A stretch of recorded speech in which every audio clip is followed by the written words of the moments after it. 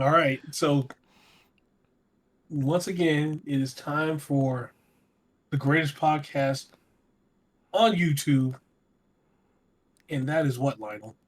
Welcome to this week's episode of Off the Top Rope. Hell yeah. We got we're gonna be talking about World's End. I might call it Full Gear a couple times. I'm sorry. I don't know why I'm doing that, but we're gonna be talking a lot about World's End and everything like that. But before we do that, y'all know what we gotta do. Yes, sir. We gotta tell y'all to follow us on Blue Sky and Twitter. Mostly Blue Sky. I probably shouldn't even say Twitter anymore at this point, but I will anyway. At TAGPW Podcast. Proffitt's been doing a lot of really good content and talk up there. So please make sure you're following. You can interact directly with Proffitt, directly with me at some point when I get on that account. And we can have a good time. Also, if you're not watching this on YouTube, you can listen to us on Podbean and Spotify. All of our Off the Top Rope episodes are up there, so please make sure to go over there. If you can't watch the episodes, listen to them there, and join the conversation with us there. Listen to us on the go while you're in the car, going to work. Maybe not this week, but if you are going to work this week, put us on there and go. Tell us more about YouTube, Proffitt. All right, guys. So I got to do something this week because my wife kind of called me out not doing it for a while. Uh-oh. So I got to do it just to fulfill this for the last part of the year. So, guys, if you haven't already, I need you to do something real quick. I need you to get up on that top rope, take that elbow pad off, and drop it on that subscribe button. Well, it has been a while for that. Yeah, it's been a while. And after you hit that subscribe button, also click on the bell because it gets you all of our content whenever it comes out. And you get not just off the top rope, but you get the command grab that talks about video games, and you also get the OVA when we talk about anime. So if you like what you're hearing on the podcast, drop us a like and also comment. There's going to be a lot of stuff going on talking about World's End. So I know you guys got some opinions on some of the things that we're going to say today. So drop some comments. We'll always talk back. So with that, let's get on with the show. I know that we said we are going to talk about the buy-in first. No, screw that. Let's get to the main card. We got to talk about the main event first. Yeah, before we do anything. That the talk of the town right now. Okay. People are going insane. But the match I'm talking about is the main event of World's End for the AEW World Championship that we have not seen in going on 3 months. Our champion Jon Moxley faced the biggest babyface in the match, Hangman Adam Page, Orange Cassidy, and the guy who got beat up in this match, Jay White. Everyone came down as they do. Immediately, though, the other three, being Adam Page, Orange Cassidy, and Jay White, started jumping Mox. Because they already agreed. We get Mox up out of here, we fight for the world title. They did that. The Death Riders come out. It becomes a catastrophe immediately. Like, Orange Cassidy's fighting Wheeler Yuta. Like everyone's just fighting out there, right? Because it's a 4-way match. No DQ. That's just kind of how it goes. Yeah. Jon Moxley gets triple power bombed, shield shout out, through the Spanish announce table. Gets the back of his head cut, by the way. The back of his head was bleeding for the rest of the match. Oof. After that, we had a little bit between Hangman, Orange Cassidy, and Jay White. Death Riders come out again. They go crazy. They interrupt everything. Moxley gets back in the ring after a few minutes. Again, the back of his head was bleeding. going crazy. We get to the end of the match where Hangman's out, Orange Cassidy is out, and Jay White is fighting against the world. Jay White Yeah. Jay White himself is basically fighting the entirety of the Death Riders, including Marina Shafir, who he instantly hit the Blade Runner on. Like, no hesitation. Good man. Smart man. But none of that mattered. Uh, Wheeler Yuta came in there, hit the Busaiko knee, as he does. And by the way, there at points there were like ref bumps, refs got knocked out, all that kind of stuff. A lot was happening in this match. All right, ref bumps didn't even really matter because the Death Riders were immediately doing what they wanted to do anyway. It was a fatal 4-way, like no DQ. Wheeler Yuta hits Busaiko knee on Jay White. Moxley hits the Death Rider and pins Jay White. And then, you know, as we have seen for the last couple of months, Moxley retains. Moxley and the Death Riders then start beating up Jay White, getting to the point where they want to beat up Jay White. FTR's music hits. Everyone's like, FTR, this is cool. And so FTR come out. They're standing there. They're looking at each other. And then the music comes on. You Think You Know Me. Adam Copeland comes out. He's hype. He's like, I'm here. They all go out. Rated FTR comes out to the ring. They clear the Death Riders, including Jon Moxley. And then Adam Copeland says, look at me when I'm talking to you, kid. I was like, oh shit. Rated FTR. We're taking it all. And then the internet proceeded to go insane. What are your thoughts on the main event and the ending? Because I feel like we're going to talk about this for an hour, maybe. Let's see. So, okay, so the main event as it was, right? It shouldn't have been the main event. Yeah, agreed. It should have been maybe the match before the main event. Or somewhere earlier on the card. They've done a title match earlier in the card before. Because the focus was on this Continental Classic, right? So that's one. Two, like we've talked about before, the Death Rider matches on pay-per-views are not delivering. They are at best mediocre. It's not the participants of the match, which is like, you know, in this case, Hangman, Orange Cassidy, Jay White. It's just the whole Death Rider thing is just not it's not delivering, and it is compared to everything else on this spectacular card. Minus one other match. It just fell flat. It was it. I hate to say it wasn't good, but it was average. Compared, you get pins across the board and maybe like 1-7, and this is like a 5. This is the 5 match. Like the 0 hour matches were, you know, I'd rate those higher than this match. And so the one elephant in the room is, you said it earlier when they did the Shield thing, right? Mm-hmm. Well, the Death Riders channeled their inner bloodline and was doing bloodline shit the whole fucking match. This was a bloodline rules match, pretty much, where you knew no one but, you know, the champ was going to win. There was just no chance. No one had the numbers, right? Mm-hmm. So yeah, this match was just mediocre, man. Like, compared to everything that happened in the card. Shit. The match before it was fucking incredible. We're going to talk about that later, but Okada and Ospreay delivered. Yeah. All of the C2 matches delivered.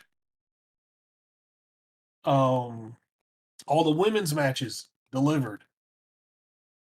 MJF from Adam Cole, we're going to talk about that after this one so we can get that out the way. But it was probably better than this match. I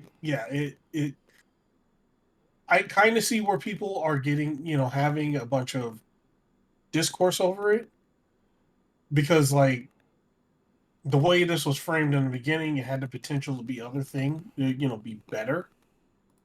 But it's just it feels like it got stagnant somewhere. And maybe we need a few more weeks to work through it. I don't know. But I know that that AEW can't keep doing this.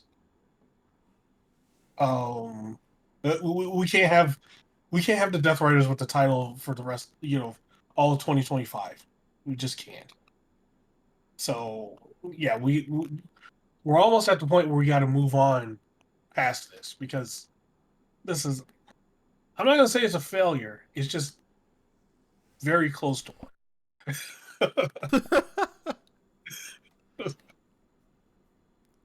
What are your thoughts, man?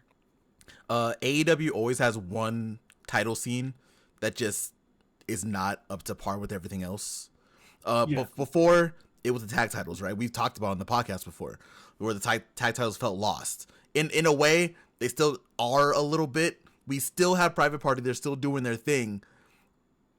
We didn't have the tag match here for the titles, which is is fine. We didn't have a Trios match either for the titles. It's fine. But the world title scene right now, it went from somewhere that was really exciting at the end of Full Gear to just being like, okay. Like I even texted you about it. Like I said I was okay with doing a Copeland Moxley like mini feud. The key word there is mini. Right. This can't be 2 months. This can't go until Revolution. And that's no flack to Moxley or Adam Copeland or anything like that. Because I think it's like what we said with MJF. Match is gonna be great, but we're kind of over the story. I think all of us are just kind of fatigued with the Death Rider story at this point because it feels like it's just spinning. You know what I mean? Like we still actually don't know what Moxley's goal is. Like they've teased it and they've teased it and they've teased it, but they've never actually said what the goal is.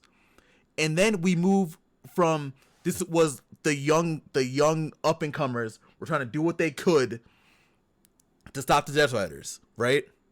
Yep. That was first. Orange Cassidy was in there. We had Daniel Garcia doing his thing. We had Private Party. They were in there fighting with the Death Riders. We had a lot of movement with the Death Riders. Eventually, everyone kind of like backed away from them, and to the point where now we have this 4-way match, right? The only person that you can count for Team AEW, despite the fact of commentary trying to say that everyone fighting against the Death Riders is Team AEW, the only person that was actually fighting for AEW specifically was Orange Cassidy. Yeah. Jay White and Hangman, they just want the world title. I'm assuming that Copeland wants the world title, and we're assuming that FTR and Adam Copeland rated FTR, they want the trios titles. They're not really they can try to finagle this to make this we're trying to save AEW thing, but now that story feels long gone. So now it's just Moxley. You said it. It's true. Moxley doing bloodline shit while we can't even see the title that he has. It's in a briefcase. And we're going on, like I said, we're going on 3 months of not even seeing the AEW World Championship. Like, yeah, and I think that's a mistake. Yeah, what are we doing? And going back to the match really quick, the match also was like mediocre, right? And there are people freaking out about Jay White taking the pin. I don't really care. So someone's gonna have to lose, right? That's how this works. Someone has to lose. If you hated that with Jay White, I'm sorry, but someone had to lose. Someone was gonna get pinned. The weird thing about it though is that now we're leaving AEW in the hands of Adam Copeland and FTR. And I'm not even gonna go to the point where, oh, they're ex-WWE people. I don't really care about that either. It's just now we are losing the plot of people trying to save AEW, the younger talent trying to save AEW. And sure, we might get back to that soon. Like, we don't know, but right now it just feels like the story is just lost and they don't know how to pick it back up. Yeah, I feel like they knew the beginning and the end, and everything in between. They didn't know what the hell to do.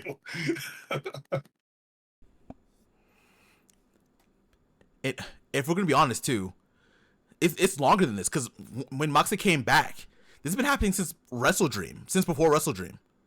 Yes, Technically since Grand Slam, when Moxley took the title opportunity from Darby. Yes, right? So it's been like 4 months, and we still don't have an idea about why Moxley is doing this and what his motivation is. All he's saying is trying to save AEW, and we've gone on this podcast, me specifically, I've said, oh, people just aren't trying to read between the lines. At some point, you have to tell what the story is. right. That's what the problem with this story is now. Okay, Moxley, you're trying to save AEW. You killed Rampage, which was cool. That was fun to watch. Your main event matches aren't hidden like they used to. Because you've been AEW World Champion 3 times before this. This is your 4th time. These matches aren't hidden like they were before. And everything just feels lost. Like we're like I said it like 3 times now, but we're just spinning our wheels in the story. And I don't understand why.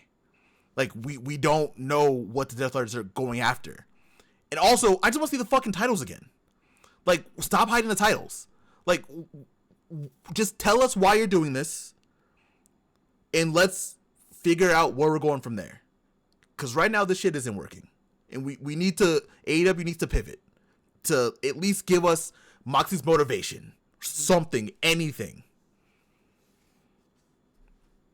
That's all I got. For now, I guess. I might say more later. Who knows? Yeah, I agree. It's just, there's one, like, okay, it is kind of a gamble to hide your title the whole time, right? Mm-hmm. Like, I don't think any company does really ever done that other than, like, what? Not even WCW did that, right? When the NWO took over, they just took the belt and just put NWO on it, Yes, right? the spray paint, yeah. They just spray painted that shit and just, but the belt was always visible, right? This is the prize; it's always visible. Um, it's kind of weird not seeing the prize, right? This is a stupid briefcase.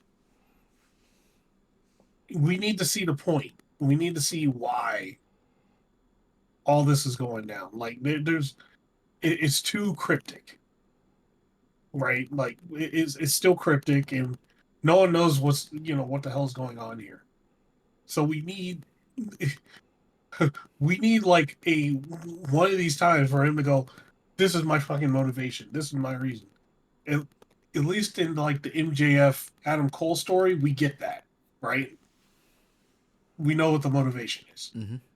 This, it's like, you know, I'm talking in riddles, talking in riddles, talking in riddles.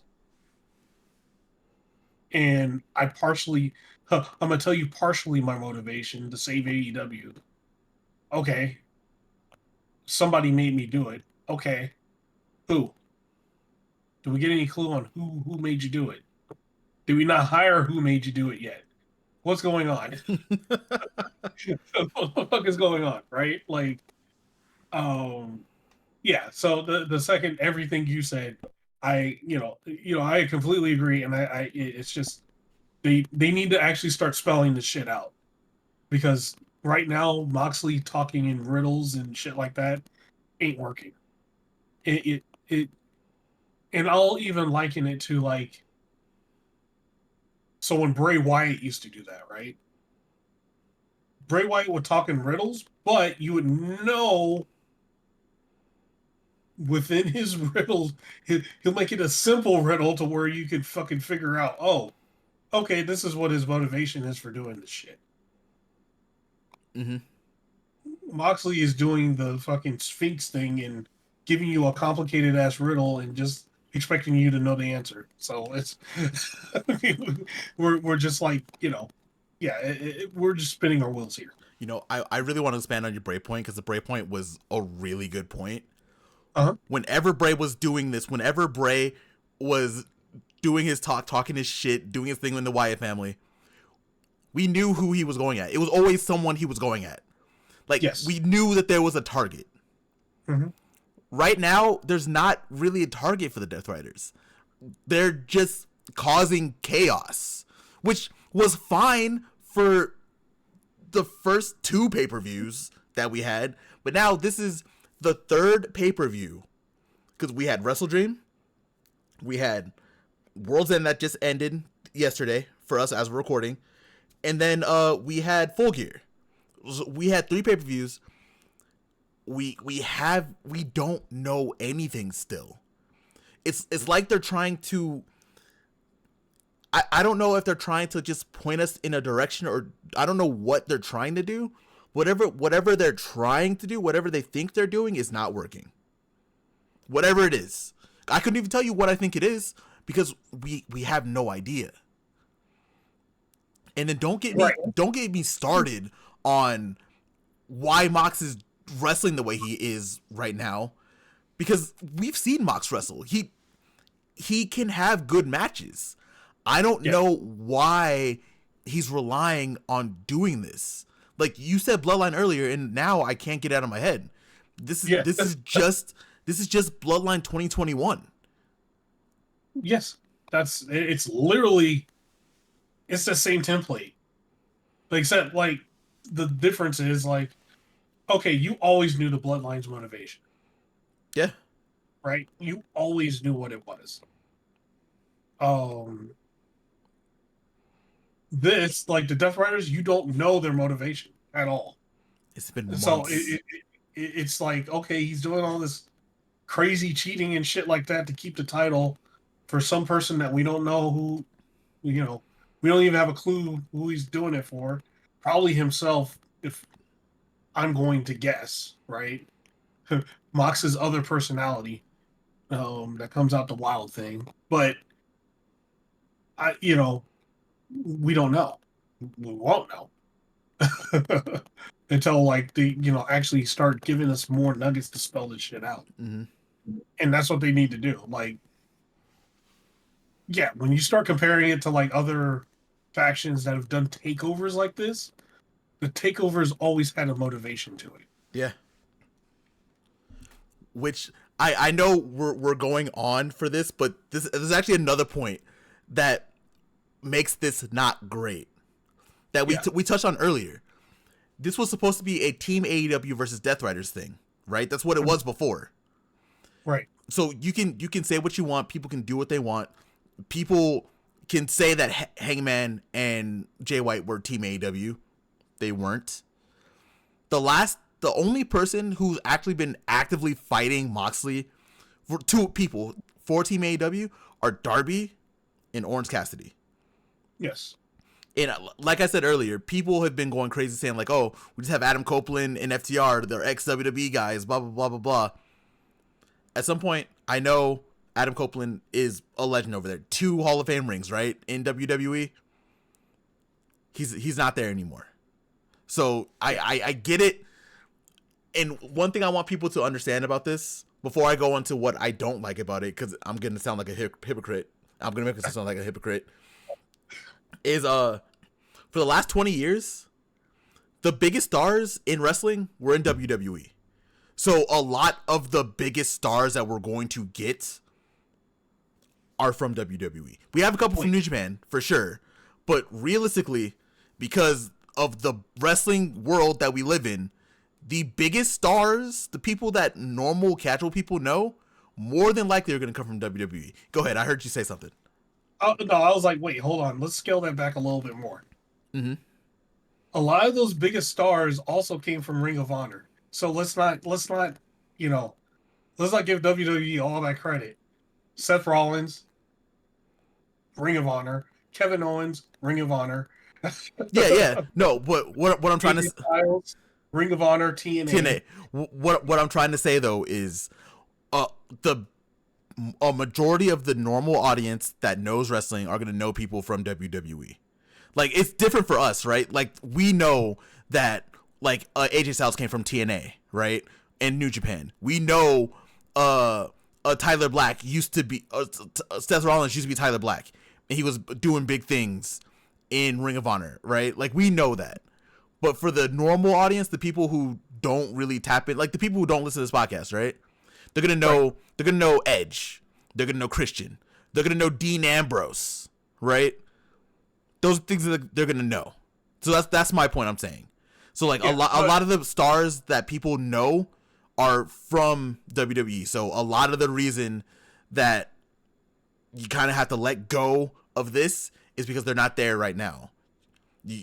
I know they're XWD. I know a lot of people want to really harp on the fact that, which is honestly a good point, a lot of the champions, a lot of the world champions have come from WWE, right? But that's just the world we live in. That's just, sadly, that's how it goes. But yeah, but there's, what are you gonna say? Wardlow's from WWE? Are you gonna say Luchasaurus is from WWE? They were like on like 3-week contracts and they all got canned.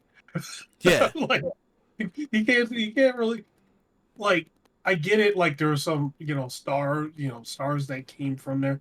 Like, you could say Miro was a fucking WWE product, right? Mm-hmm. But the thing I do want to say is about, where do you think those guys came from before they went to WWE? They're not. It wasn't just, oh, Keith Lee just popped up in WWE and was like, was already that good. No, he was in the Indies, PWG, and all that other shit, right? Mm-hmm. There are some people that are WWE products, but like a big majority of those main event guys that came through were in, MLW, PWG, TNA, New Japan, Ring of Honor, like all those guys. Like right now, Roxy Perez in NXT, she was the Ring of Honor Women's Champion. If you guys remember that. Yeah. See, what I'm saying is, we know that. We know that. The wider audience does not. The wider audience does not care about that kind of stuff. So a lot of things that people are complaining about right now are that there are a lot of ex-WWE stars running around doing their WWE bits. And like I was saying, the last 20 years, the biggest stars in wrestling were from WWE. Like a lot of people don't know that Kevin Owens was Kevin Steen. A lot of people know Cody Rhodes. Like, all these people are just known by the casual audience from WWE. So a lot of people that are on podcasts are saying that everything that AEW is doing right now for the main event scene is just ex-WWE stars. And what I'm saying is, people need to let that go.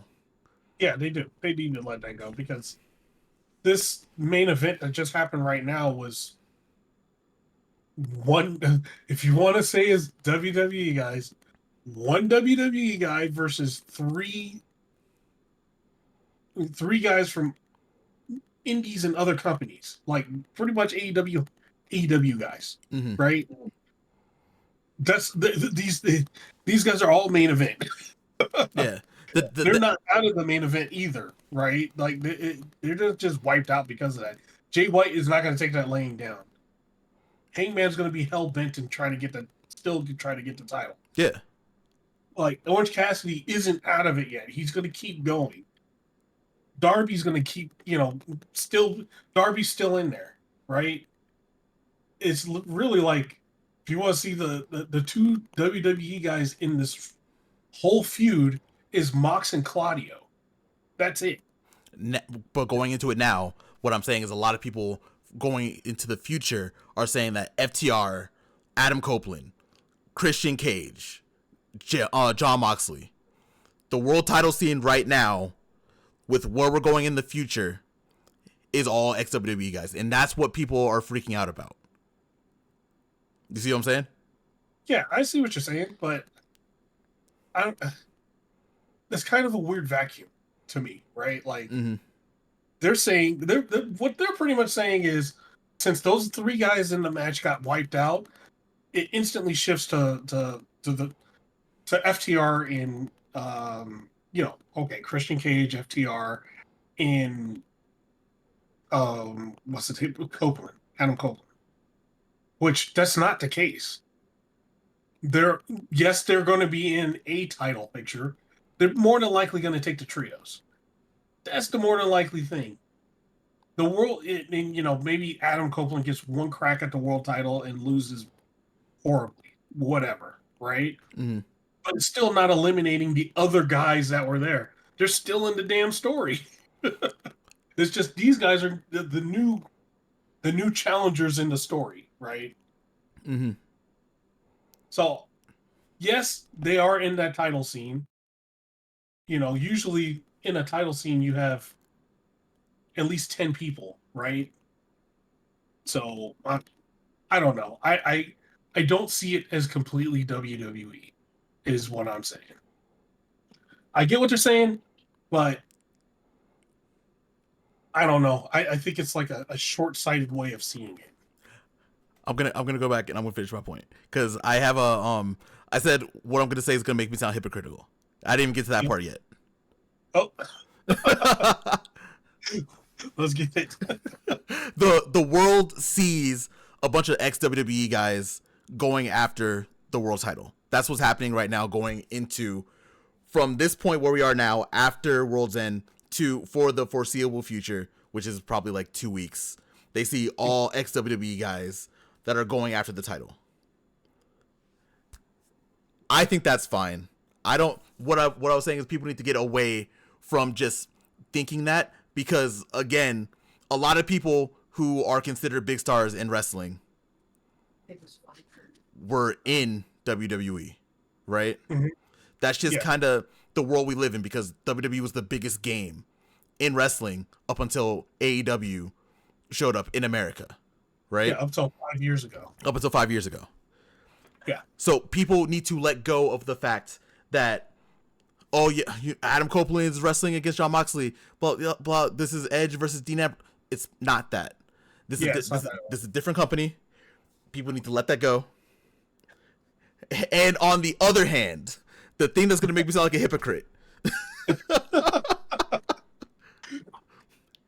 AEW needs to focus more on the younger guys.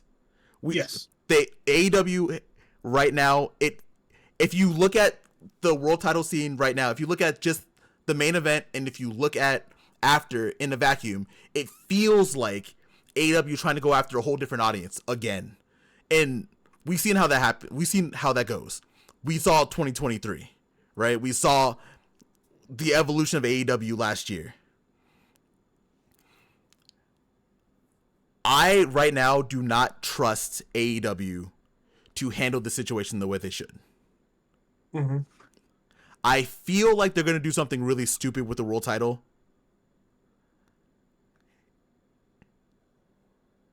I don't think they're going to give it to Adam Copeland. But I think at some point in the near future, we're going to get a weird rerun of Copeland and Christian Cage. And if we do that, no titles can be on hand for that. It can't be a title thing. They need to get rid of the contract that Christian has. Just let's move on from that. However they're going to do that. And whoever is going to be wrestling Christian for that world title, because we're going to assume that he's just going to win the world title with that contract. It cannot be Adam Copeland. That's where I sound like a hypocrite. Where I'm okay with Jon Moxley and Copeland wrestling for a little bit. I don't want to see Copeland and Christian for the world title. There's my hypocritical point. Right. I don't think you will see that. That's the hope. Because I feel like what's going to happen is Christian's going to try to cash in, or actually, he signs the contract to cash in, and Copeland fucks him up, and he loses, and then they just take that feud off screen. That would be great. And as long as we can somehow find a way to get Moxley out of that situation also and get the world title back on TV, that's a win. Right. Because right now the shit ain't working. That's the main point, is that the shit ain't working. Well, they can, now that we have a wrestling EVP now, he can come up and be like, hey, Moxley, guess what? You got to wrestle every week. And now you got to, he could do the fucking total dickhead EVP thing and just like, Moxley gets done with the match and then he, and the Death Riders aren't there and he's like, well, I'm calling a match now, and he just beats him. We are about to run Kenny Omega into the fucking ground. Kenny's gonna have to save the world title. He's gonna have to save the Continental Championship. He's gonna have to save AEW. He's gonna have to deal with the Bucks when they come back. Deal with Jack Barry. We're about to run Kenny Omega into the fucking ground. He's about to do that next week. Kenny's about to wrestle 3 times every week for every show. Ken, you've been gone a lot for AEW. We know that you had diverticulitis. We know that you were dealing with some shit. We know you almost died. Bro, get them tights on. You wrestling every day for the rest of your contract. Oh, you see these titles? Yeah, you're going to have all the titles, and you got to wrestle with all of them 4 times a night. Let's go. You gotta save every division but the women's division. The women got it. We can't trust the men right now. You gotta figure it out, Kenny. Actually, you know what? No, we just can't trust the world title picture. I think every other title is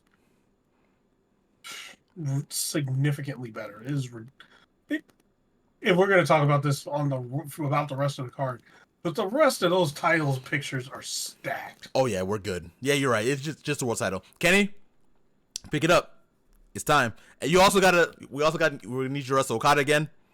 You're gonna have to wrestle Ospreay again. You have to wrestle Jay White. Every Code New Japan show, you're gonna be the main event in there. Get ready. And on a side note, I need Powerhouse Hobbs to take it from Daniel Garcia. But we'll talk about that later. Oh, we got something to talk about. You have any other thoughts on this main event before we move on to? Well, I guess we're not going to a better topic yet, but we will soon. Yeah. Any final thoughts on the main event angle and the main event? So no, I think we beat it into the ground. I think we can go to. Yeah, let's. I guess since we're going to talk about the other thing that wasn't super great before we get into everything else, we can talk about for the Dynamite Diamond Ring, MJF versus Adam Cole. We had the Undisputed Kingdom. Taven and Bennett were standing at ringside defending the ring, which quote unquote. Yeah, that didn't last long.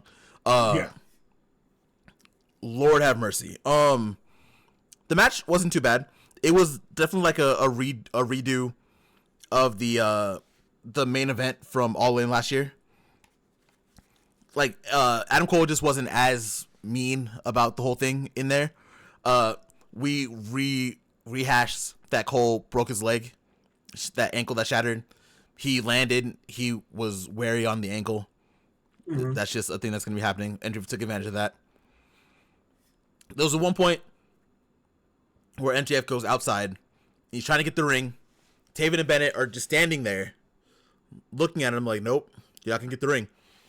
So I think he hit the ring steps and was like, oh my God, they hit me, crying like a little bitch, right? Doing whatever he does. Uh-huh. That got them ejected, even though the stipulation was that they were going to be there to defend the ring. They got ejected. Once you finish, I got my thoughts on that. Oh, I can't wait to hear this. Oh, the way that you said that, I can't wait to hear this. MJF MJF then takes the ring. They wrestle for a couple more minutes, and MJF does what he does. He cheats with the ring, beats Adam Cole. 1, 2, 3. Your winner is MJF, and for the 6th year in a row, he is the Dynamite Diamond Ring winner. After that, Adam Cole got his comeuppance. Roddy Strong returned. They beat up MJF, and then we have the third coming of Undisputed something in AEW. This time, Undisputed Kingdom. Kyle O'Reilly was there too, so it looks like he might dip out of the conglomeration. Maybe he might be in both. Maybe, we don't know. But they all walked out together. A happy ending, except for the fact that they lost. Your thoughts?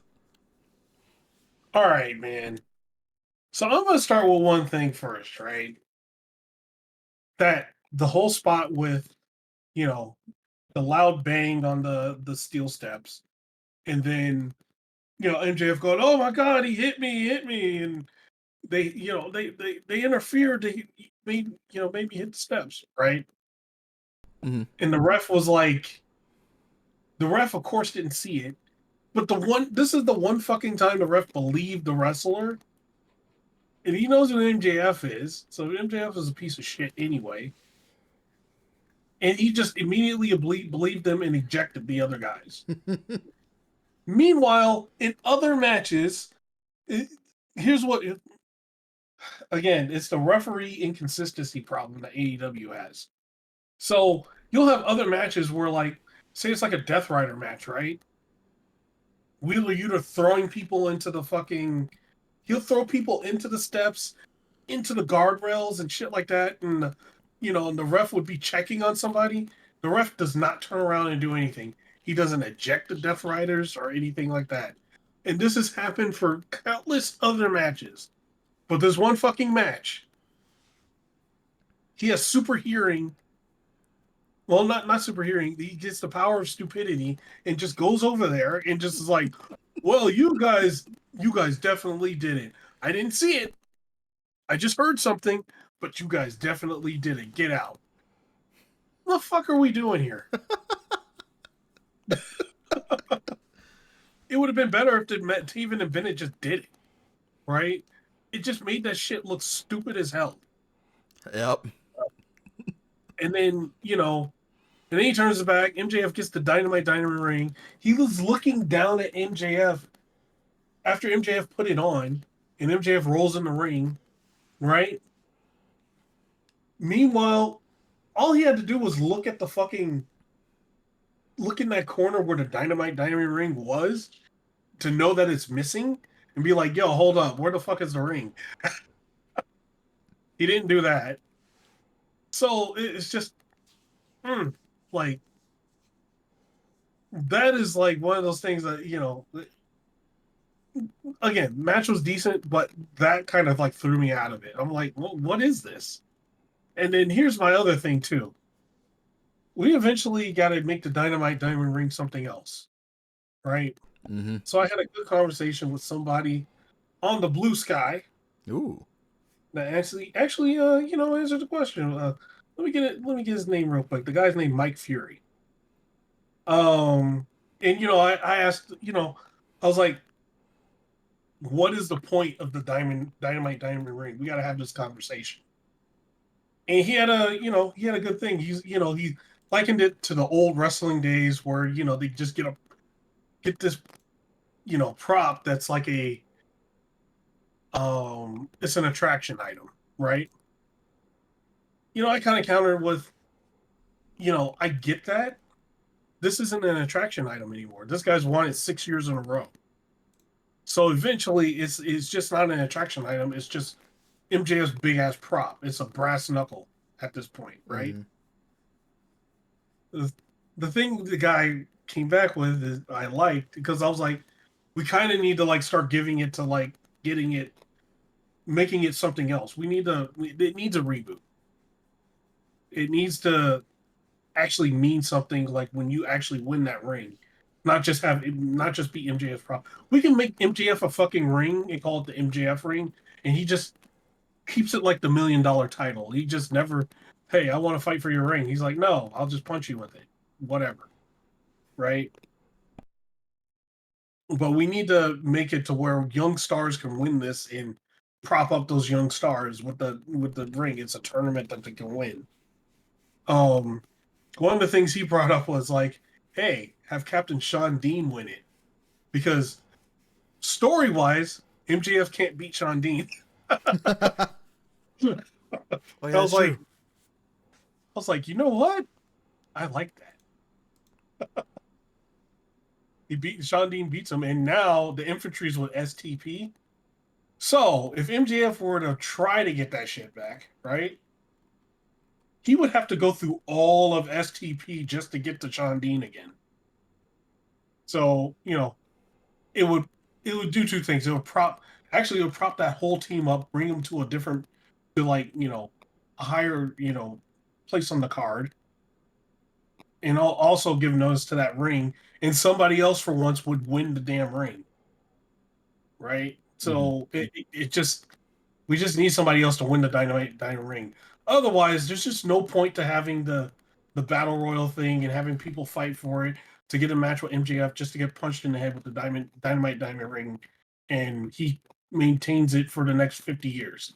So it just sucks. It doesn't feel good. Man, I don't even have anything to add. I mean that that was it. Straight up. Like something needs to happen with the Dynamite Diamond Ring. Like I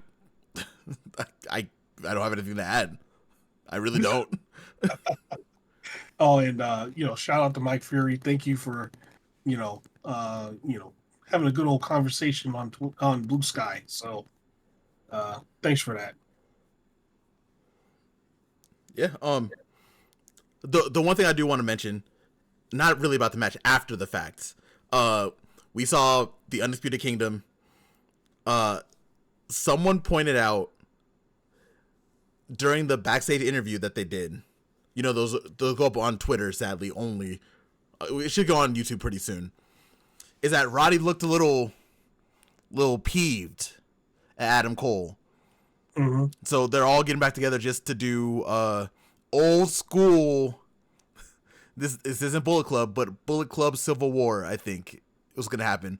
Adam Cole's going to get kicked out of the Undisputed Kingdom. Adam Cole's going to have to find something else to do to call another faction Undisputed. And, yeah, we'll see what happens. I really don't care, though. If I'm going to be honest. Like, cool, yeah. Whatever. It's going to be cool seeing Roddy wrestle. It's going to be cool seeing them all heels. But, yeah, match was all right. I'm over it. We'll see what they do next. Well, okay, actually, you just reminded me of something. Mm-hmm. Kyle O'Reilly. So, what was it, a week ago when they had that match? Kyle O'Reilly was still pissed at, Adam Cole, like slapped his hand away when he tried to fucking shake his hand and stuff like that. Yep. He was just pissed at him and no one knew the goddamn reason. Yep. Now he's like all happy and buddy with them. The hell happened? You should have just been like that in the beginning. You just flipped like on a dime. Unless there's more story shit to it. Because I thought when I saw Kyle O'Reilly and Roddy Strong, after they knocked out MJF, I thought they were gonna fuck up Adam Cole also. Mm-hmm. But they didn't. But so yeah, like he flip-flopped like that. And I'm like, wait, you guys are acting like you're the bestest of friends now. What is going on here? Because a few weeks ago you were pissed at him, almost being like an angsty teenager anytime you got around each other. So what the hell's going on? You just instantly cool with him, even though like these past few weeks you weren't. I don't know, man. Get this shit out of here. Yeah, I mean, look, this pay-per-view had two pretty mediocre things. It was this and the main event, right? Yep. I do not care what's going on with Adam Cole and the Undisputed Kingdom. I'm not gonna lie. I love everyone in the faction, right? Mm-hmm. We also got, if we're talking about Kyle O'Reilly too, we got to talk about what's going to happen with him, the conglomeration, right? Yeah. I'm guessing that he might pull double duty. I don't know what they're going to do. I guess I really don't care, to be honest. That's the main thing. I just don't think I care. Yeah. Like, the story, hopefully it's over. Like, between MJF and Manico, hopefully that's over. And we'll see what happens with the Undisputed Kingdom. Let them be in their own, like, little bubble. Let them do the Kingdom verse, Undisputed verse, whatever they want to do. Whatever. If it gets good, we'll talk about it. I mean, if it's bad, we'll talk about it anyway. We talk about everything for AEW. But yeah, who cares? I know I don't. Well, I'll watch, see what happens, but whatever. Yeah. Like, get the shit out of here. I think we're good to move on. We talked about the bad of the pay-per-view. Now it's all excellent. Everything else from the pay-per-view. So if you're listening to this point and you're like, "Oh, these guys hate AEW," no, it was just those two matches in the ending part of the main event that we were kind of in on. Everything else we're about to gush about. So oh, go ahead. Sorry. I'm gonna timestamp this and call it the bad. I was thinking the same thing, like the bad and the good. And the good is gonna be like 2 hours long, and this bad is gonna just be this tiny little section. Oh, okay, all right. If we're gonna talk about, we're gonna get into it. We're gonna get into it. Yeah, let's get. Where do you want to start in the good? Because there was a lot of good that we could talk about. You know what? Let's talk about. All right, let's talk about the 2 women's matches. Oh, okay. First, for the AEW World Women's Championship, in a Tijuana street fight, we had our champion Mariah May and Thunder Rosa. Let me tell you, I loved this damn match so much. Thunder Rosa comes out with the pinata. She is her gear looked dope too. She had the like mismatched boots. She looked amazing. Yep. Mariah May comes out. She looks like she's also ready for a fight. Mariah May didn't really get an opportunity to really do too much at the very beginning because Thunder Rosa jumped her. Thunder Rosa was beating the brakes off Mariah May for the first couple minutes. Yeah. There's a DDT on the ramp. Mariah May tried to get away to the point where she got tequila. She was able to like spit the tequila in Thunder Rosa's face. That didn't really help either because when they get back to the ring, Thunder Rosa hits Mariah May over the head with, I think, the tequila bottle. Like a bottle. I don't know what bottle it was, but a bottle. So she's out. She's out. This is also, by the way, I should explain this earlier. There's also a Falls Count Anywhere match. So they were able to get pins on the apron, on the ramp, outside, everywhere, right? Let's see where I want to go next. We can talk about the pinata, where Thunder Rosa gets up in the middle of the ring, has the pinata, she breaks it, and that's our tack reveal, a pinata. Amazing.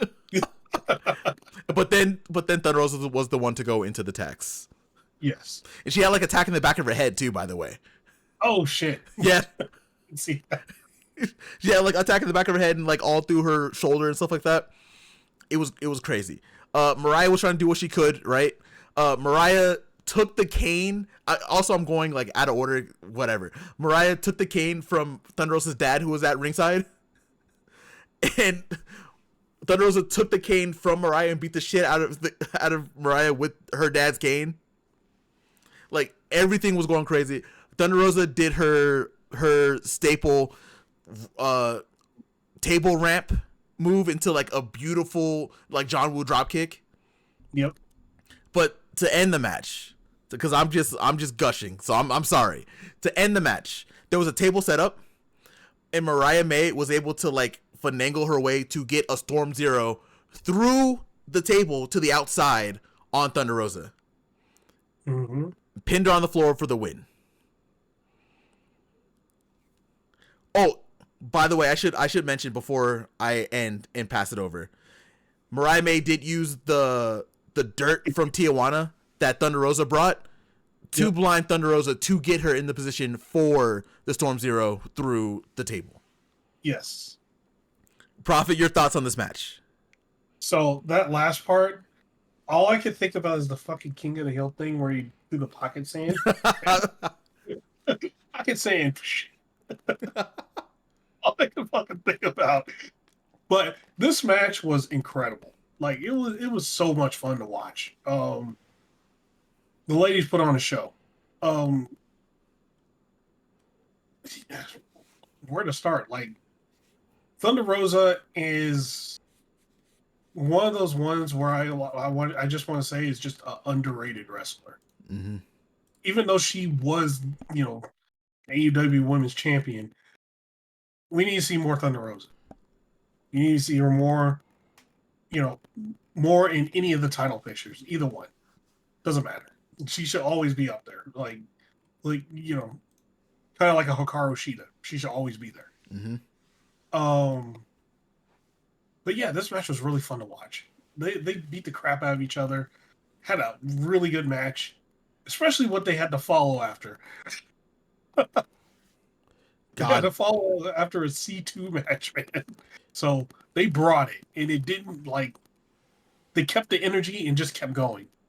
Um, you know, it's unfortunate the next match brought the energy down, but this match delivered on all, you know, on all they fired on all cylinders and it delivered on everything.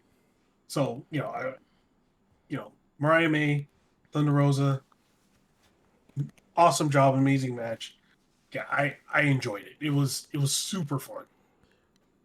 where do you think Mariah goes next? I don't know. it, It's it could be anybody, right? Like for all we know, it could be Mercedes Moné. a possibility. That's a possibility. Or it could be, you know, it could be Willow. It could be Chris Stadigan. It could be, um, I think it could be anybody. I think it's gonna be the winner of Jamie Hayter and Julia Hart from this week, but Mm-hmm. who I want it to be, I want it to be Chris Statlander. Oh yeah, I think it's but yeah. here's what I think though. If it was Chris Statlander, I'd want Chris Statlander to win. I don't want her to lose. I know it's going to be another phenomenal match, but she's got to be in. For one, she's always got to be in. She's another one that's always got to be in the title picture somewhere. She's either climbing to get to the title or like one or two matches away from the title. Mm-hmm. She always has to be there. Either title. I don't care which one it is. Um, but yeah, I wouldn't mind seeing Chris Statlander win either title at this point. But yeah, it would be cool to see her in the world title picture. Since we're talking about Stat, Let's get it. I think we got to talk about what could potentially be one of the matches of the night. Easy. I'm saying one of because it's hard for me to pick just one, but this is easily one of the matches of the night. Yes. For the TBS Championship, a rematch from Full Gear. We had our TBS champion, Mercedes Moné, versus Chris Statlander. Let me tell you, I feel like everyone expected Stat to win this. She did not. We're going to get into the match. But they were able to outdo the match from last month. Pretty damn easily, too, by the way. Yeah, easily. I would love to see them run it back again. You know what? I wouldn't mind if they did every pay-per-view. I'm not going to hold you. What are that best of 7 series? Oh, best of 7? You know what? Hey, if they're going to give us the, what was it? So, okay, I'll probably get drawn and quartered for this one. The other best of 7 series that I've ever seen is almost another He Who Shall Not Be Named, but it's Chris Benoit versus Booker T for I think it was the United States Championship in Oh, WC. I remember that. I remember what you're talking about. I think it was the best of 5 though. It was either best of 5 or best of 7. It was one of the best series I've ever fucking seen Mm-hmm. between those two. I think they can do it I right now, even with just 2 matches, I think they could do that and if they did a best of 7, it would be better. Oh, oh, oh! Without question. Yeah. So to get into this match really quick, this was basically it was Mercedes trying to do what she can again, using her wrestling skills and her her being the veteran in this against Statlander's power again. And let me tell you, Statlander's power almost did it again. Every time, well, almost every time Mercedes tried to come off the top rope or jump at Stat was able to figure out a way to reverse it. Everything. Mercedes went all out. She did what she could. There was a point where Mercedes tried to do a Meteora from the top rope. Chris caught her, like her Mercedes' knees were on Stat's shoulders. And Stat just slammed her to the ground. And I was like, Mercedes, you should know after the last match, you shouldn't jump at Chris Statlander. Nope. You weigh 55 pounds. Statlander can bench 3 of me. And I'm a big boy. Like, don't jump at Chris Statlander. It didn't matter. Jesus Christ. I don't even know where else I can go with this match. What else I want to talk about, really. There was a point early in the match where they were jockeying for position on the top of the rope. Mercedes was able to slip through Chris Statlander's legs and hit her with a power bomb on the apron. Yeah. It was early in the match too. Like that might have been within like the first 5 minutes. That was the first 5-10 minutes because it was right after the Meteora, right? Yeah.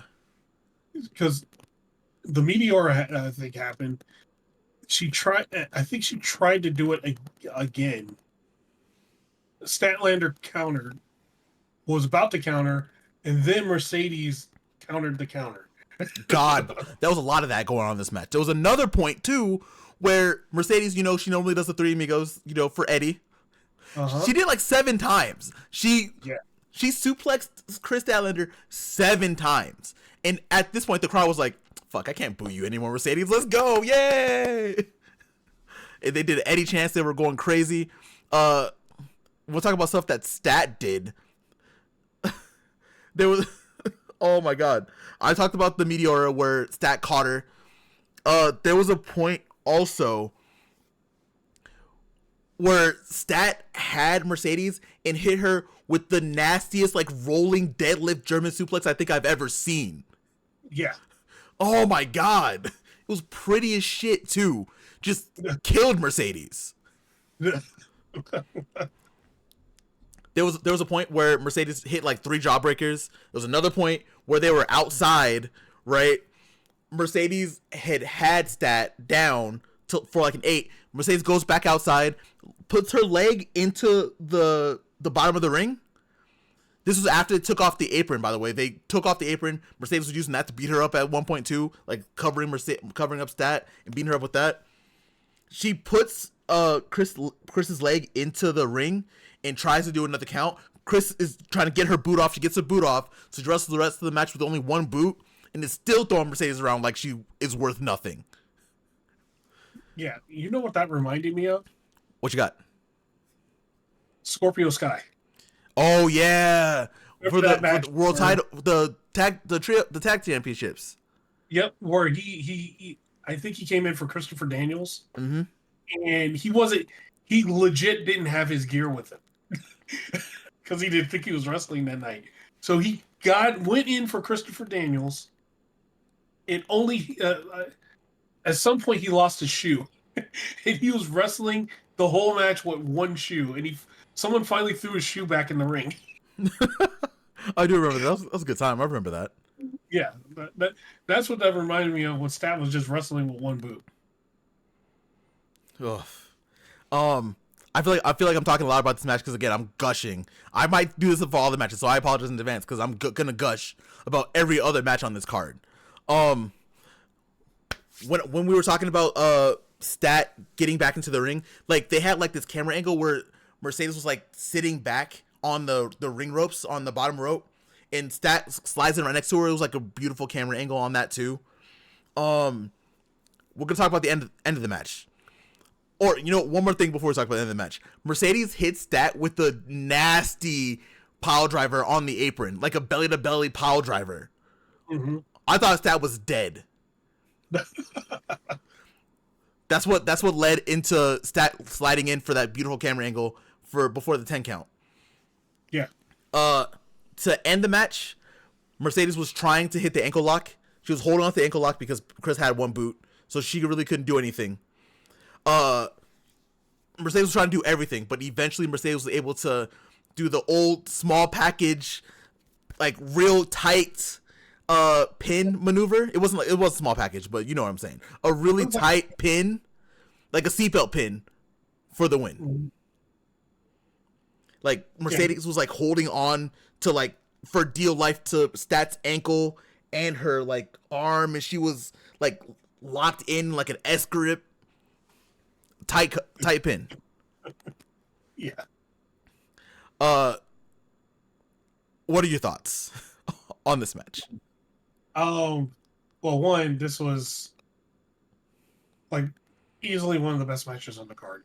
Like, if there's, you know, we're gonna probably say this a lot, but if there's one match you only had time for, this is one of those matches you should watch. Like, it is pretty much like, man, it was such a damn good match between the two ladies, and it trumped the original match. The, if the other one was a 10, you know, a 10, this is like, you know, 15 or 20. God It was bless. just that good. Just that easy, right? And yeah, their back and forth was so good. I like how on this one, how things felt different because Stat's leg wasn't hurting this time. It wasn't messed up. So it was like her at pretty much 100%. Mm-hmm. And she was pretty much coming at Mercedes like a female Brody King. She was laying into fucking Mercedes, man. And it was great. Mercedes was giving it back too. So, and one more thing, like Mercedes, if you look at these last 3 months, she's been on an insane roll. She's been hearing all the podcast people talk shit about her, despite the fact that she only had one bad match since leaving WWE. Yeah, and that was a person that's not even on TV anymore. Yeah, because she can't have that person can't have a good match with anybody. No. But you know, unfortunately, Mercedes hasn't listened to this podcast yet. She needs to. You know, hey, get it out to her. You know who I'm talking to, people. You can at Mercedes' podcast, and she'll listen to all the good that has come from it. But yeah, man, like it's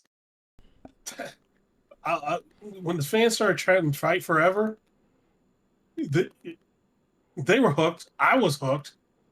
I couldn't stop watching. Like I almost stood up on that one.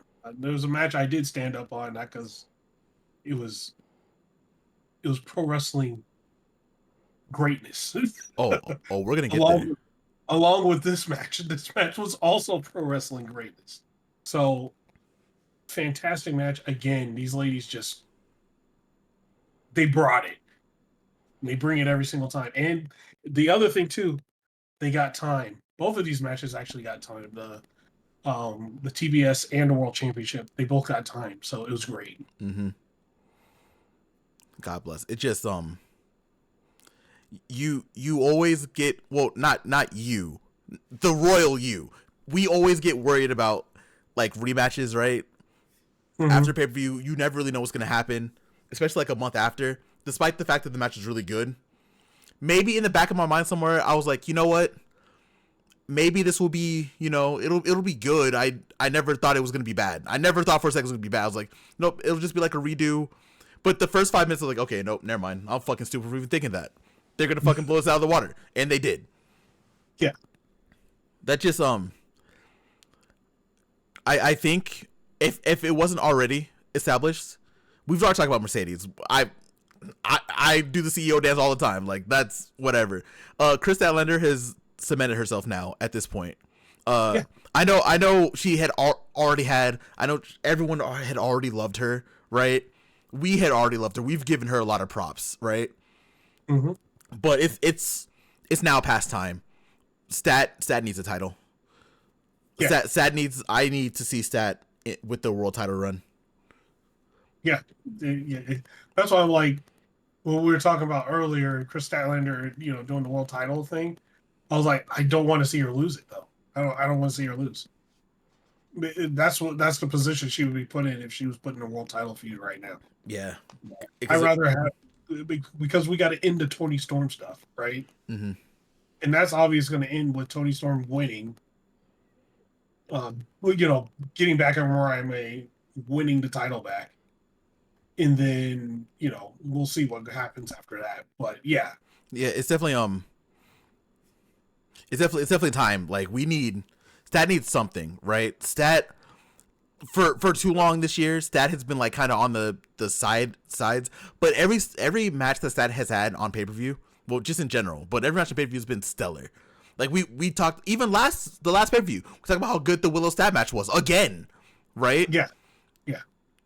So right now, if you wanna call the faces of the women's division for AEW right now, it's Willow, Mercedes, Statlander. Straight up. And that's not even like a knock on like Mariah May or Toni Storm or anyone else, because they're all great, right? But you put those three in any combination, and we've had it proven this year, because we've seen Mercedes and Willow a couple times, like last year and this year. We've seen Mercedes and Stat a couple times. We've seen Willow and Stat a couple times, right?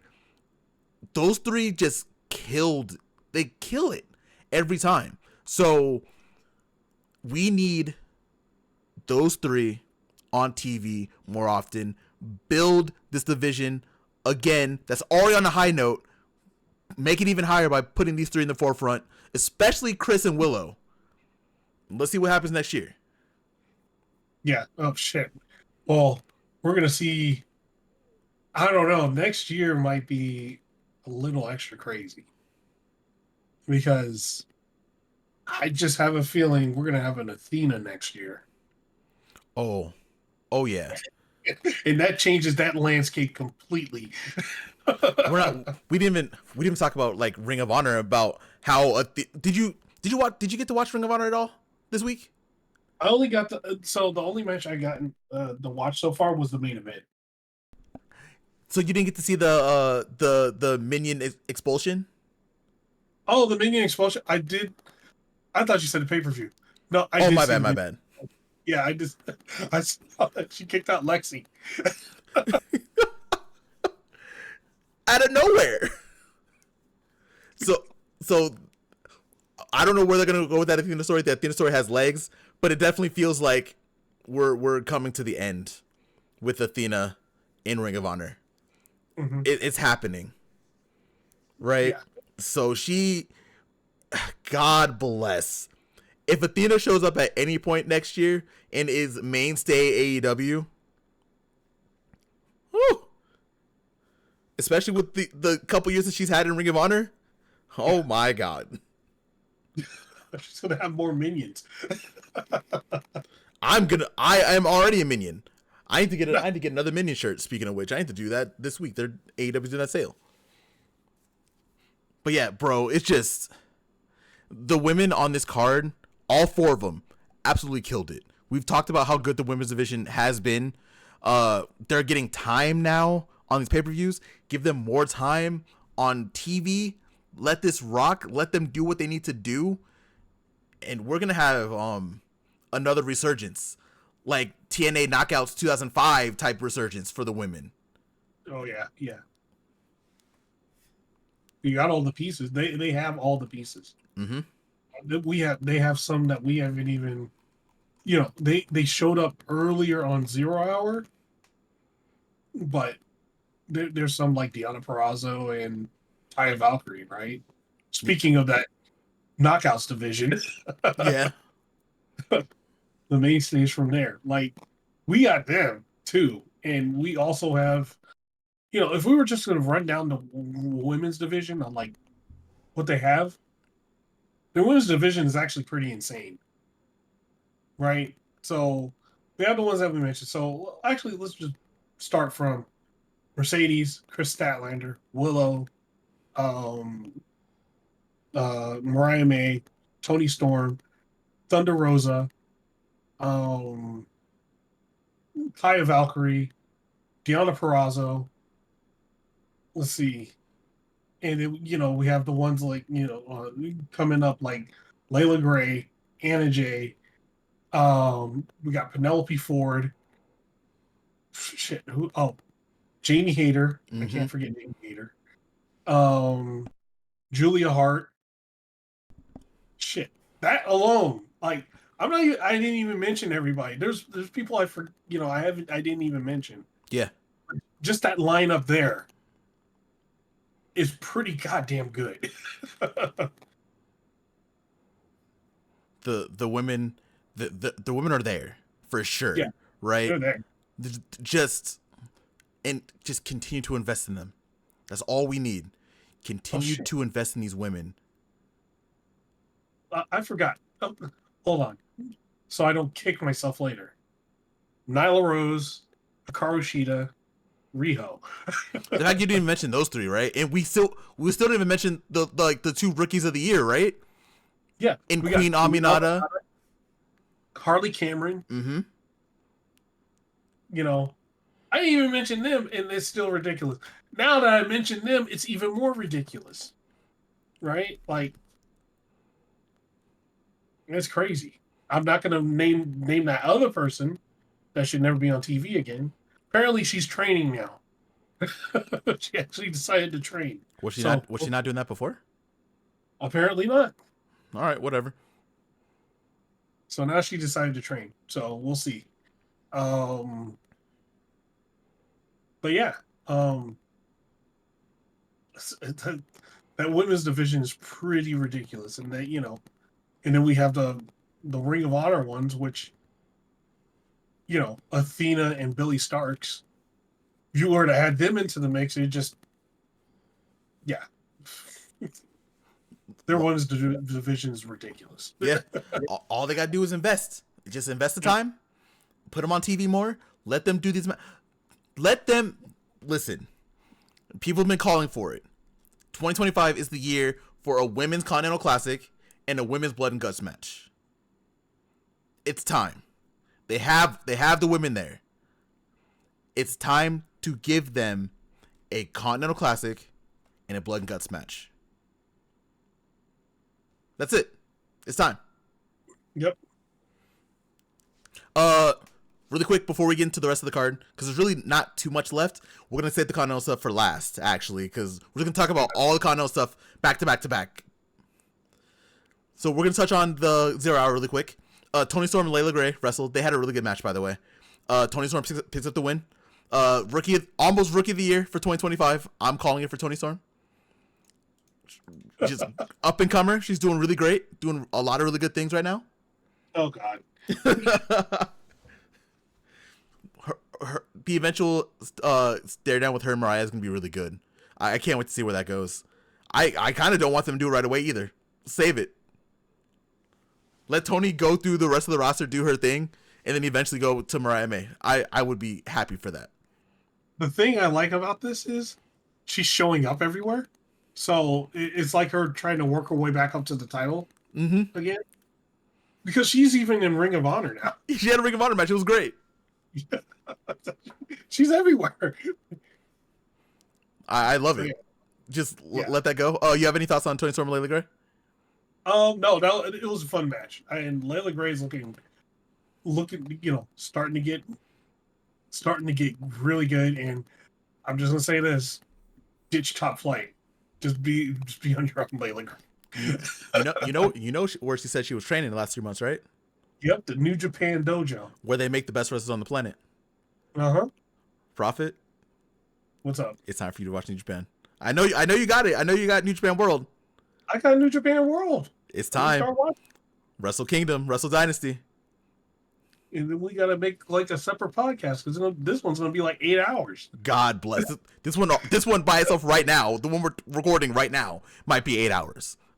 Jeez. God damn it. Next, we're gonna have Wrestle King and Wrestle Dynasty to go over next week. So, God, I don't even know how we're gonna do that. We gotta sometime this week we gotta talk about how we're gonna do that, because that's gonna be about 8 hours of wrestling on top of what's gonna happen with AEW this week. So, yep. We'll talk about that later. We'll figure it out. Next match we had was Jeff Jarrett versus QT Marshall. Sorry, I need to QT Marshall. Another really good match. I really enjoyed. I hated QT this time last year. I was so annoyed with him because I heard stories. We've seen what he said. QT's doing his thing right now. Yep. So I can't hate. And Jeff Jarrett out there still looking like $1 million. So we'll see how that goes. You have any thoughts on Jeff Jarrett didn't win the match. We got a Jay Lethal sighting, we got an Aaron Solo sighting, but Jeff Jarrett didn't win this match. You have any thoughts on that one? No, it was a fun match. Crowd loved it. The end interview though, like, we're gonna find out this Wednesday Jeff Jarrett's career, whether he's gonna end it or whatever. So we'll see. Our 2025 retirement is going to be Jeff Jarrett. He became a face by doing the Owen Hart just to get like a nice goodbye for 2025. Or he's going to do like the Ric Flair in TNA, I will never retire thing. Or Mark Henry, I still got some left. Jeff Jarrett's going to come out in the salmon suit. That's what we're saying. Oh God, no! Don't do it.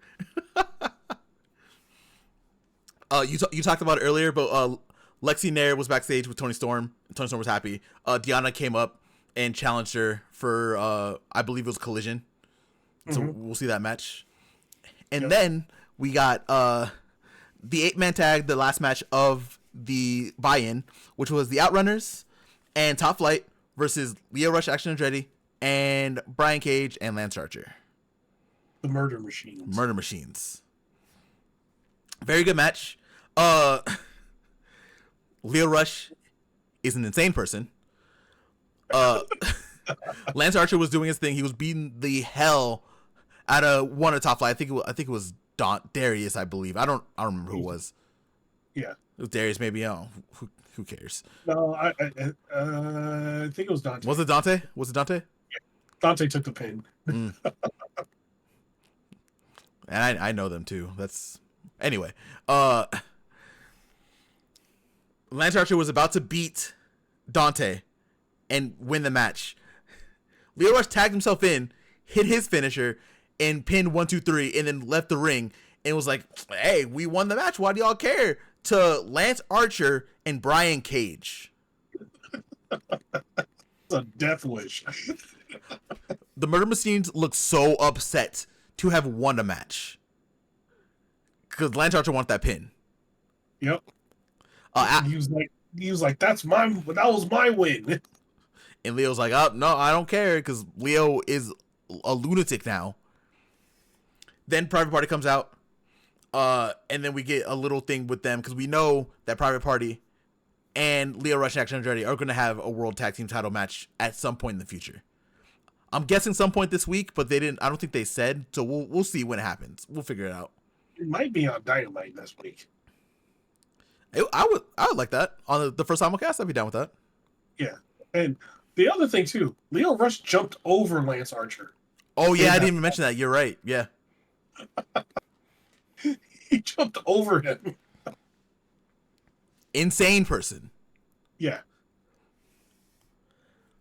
You have any thoughts on that one before we go? I believe the only other match we're going to talk about after this was before the Continental Classic. We're going to talk about Powerhouse Hobbs and Takeshita after this. But you have any thoughts on this as a whole? This 8-man, well, actually, 6 of the 8 men. So 3 of the teams are in the running to. I guess they're like all the teams that were in this match were supposed to be in the running for a tag team. Are in the running in the tag division to be, to go against Top Flight. Leo and Action Andretti are the first ones. So you know kind of the lineup. It's Leo, Action Andretti, would probably be the Outrunners. Top Flight shouldn't be anywhere in there. And then the Murder Machines. Mm-hmm. Murder Machines are probably going to take the tag titles. I don't see Top Flight beating them. I can see it. I can. Do I want Private Party to lose? Do I want them to lose the titles right away? I guess. I'm not saying they're losing it right away, but I'm just saying when the Murder Machines get to them, I don't see Private Party winning. I would like to see Lance Archer with an AEW championship at some point. Yeah, I would like to see that a lot. Same. Yeah, you know what? Yeah, I think we don't have to be super stagnant with the tag team championships. I don't think Private Party's only going to have them once. I'm pretty sure they're going to get them again. So like within the next 4 months, if they did lose the titles, I mean that's fine. That would be like a 5-month reign. That's okay. Yeah, that's super fine. Well, you don't need the 2-year title reign, right? Like, yeah, no, thank you. Sometimes, them get, they got the title, but you have a team like Archer and fucking Brian Cage. Those guys are monsters. Yeah, you got to strap them up. You got to. You got to strap the title on those guys, or at least have it to where they're just, anybody that's like, either that or they're just gatekeepers for the title or whatever. But I don't want them to be gatekeepers. I want them to actually win it. I'd be down with that. I do like that we're at a point now where the tag titles feel interesting again. Yeah, because the three of those teams in that tag team in that 8-man that you were talking about are very interesting. Like those matches are going to be really good with Private Party. Now we just wait and see. Yeah, I'm also interested to see because they pissed them off. Leo Rush and Action Andretti pissed the Murder Machines off, so that match is going to happen. Oh, for sure. Rip Leo and Action Andretti. This is Leo's fault. Leo was the one trying to be an idiot, trying to show off and shit. He caused their death. He did. He didn't have to do what he did. He chose to do it. Getting into the final match before we talk about everything Continental Classic, because our main event is going to be the Continental Classic, and we're gonna talk about everything, including the segments. So y'all be ready for that. It's coming soon. But before we talk about that, we got to talk about the AEW International Championship match with our champion, Konosuke Takeshita, which I don't know, against Powerhouse Hobbs. Don Callis was on commentary. I'm going to give Don Callis his flowers right now because me and you talked about it before. But Don Callis is such a phenomenal commentator. So I know we boo him. I boo him all the time. But as a commentator, he's been one of my favorite commentators for a long time. Since I saw him in New Japan for the first time. So I will always be happy to see Don Callis on commentary. He just does great. Going to the match, Takeshita and Hobbs were having a meet-off. Takeshita, this is probably one of the few matches he's not going to have the power advantage. Yes. But Takeshita, being smart, went after the knee of Hobbs. Mm-hmm. there was one part that was like really like freaking to me. I think they were on the apron where, you know, Takeshita usually does like the DVD or whatever he does onto the apron. Instead, he dropped Hobbs directly on his knees on the apron. Hobbs fell out of the ring and he looked like he was in pain. And and that was in like the first minute. yeah, that's what he did for a majority of this match because he wasn't going to outpower Hobbs. He tried a couple times. Did not work. Nope. What else can we talk about for this match that was crazy? We saw Takeshita hit a blue thunder bomb on Hobbs, but Hobbs kicked out at like it was barely a 1, like barely. He kicked out immediately. Yeah. And then Takeshita's like, "All right, you want to do this?" So he tries to go at him, and then Hobbs hits him with the nastiest spine buster. Yep. Takeshita kicks out of that too, because you know the spine buster is Hobbs' finisher right now. One of them.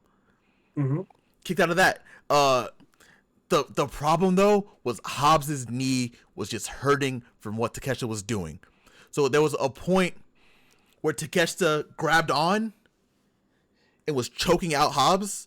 And normally in the situation, like he was in a commentary, Hobbs is strong enough to just bully him off. But because his knee was so bad, he couldn't get the power to actually power Takeshita off of him. And then Takeshita goes up and hits the Raging Fire for the 1-2-3 to retain the International Championship. Hobbs did what he could, but the injury to the knee and Takeshita going at the knee immediately was his downfall. What are your thoughts on this match? So there was also a point too that amazing power slam off the top rope. Oh yeah, Hobbs did that to Takeshita, and while they were setting up for it, everybody they started chanting, "Please be careful." Because the first time like Hobbs slipped off, right? Like they kind of slipped and fell. So yeah, please be careful, chant. Yeah, so but he nailed it, and man, that shit looked good. So my main thing is after this match, it's that same Chris Statlander situation that we talked about earlier. He needs, I don't care what title it is, he needs a title. He needs the, and you know, my eye right now, which title it should be, TNT. He should become 2-time TNT champion. Oh yeah. Man, I would love that. Yeah. Hobbs is at that point, right? This was Hobbs' first pay-per-view match being after the injury. Looked fantastic. Yep. And Takeshita's Takeshita. Like, how much praise can you give Takeshita at this point? He gets it all. He's great. Takeshita's amazing. Like, there's a reason why he's called the Alpha, right? Yes. Yeah, he's the guy. We call him the Alpha, the Ace. I don't know, like whatever you want to call him. Takeshita's the guy. He's that guy. The one thing about Hobbs though, I said it on Blue Sky. I'm gonna say it here too. I would love for Hobbs to go to New Japan, do like a tour. Maybe not a G1 because G1 is like grueling, but maybe like a New Japan Cup run. Go in the tournament, have a couple matches in the tournament, be with like Chaos or be with Hantai, do his thing, wrestle like by the side of Tanahashi, wrestle by people, wrestle like against Jeff Cobb and do some things. I would love to see Hobbs go to Japan for like a month. And I'm not saying that he's bad. That's not what I'm saying. I'm saying go level up some more and come back and look like a monster again. All I'm saying is there's a lot for Hobbs in the future. And I think that TNT Championship would look real good on Hobbs again. Like you said. And shit, like he has a bright future. He's young, man. He's still young. So sky's the limit for that guy. Whew. And then Takeshita talking about New Japan. He's going to Japan pretty soon. He's gonna be wrestling Shingo, so we'll see how that goes. You have any other thoughts on that before we get into the last three matches of the night? The C2. Yes. So, yeah, excellent match. We need to see Hobbs as a champion of some type. Like he needs to be in somebody.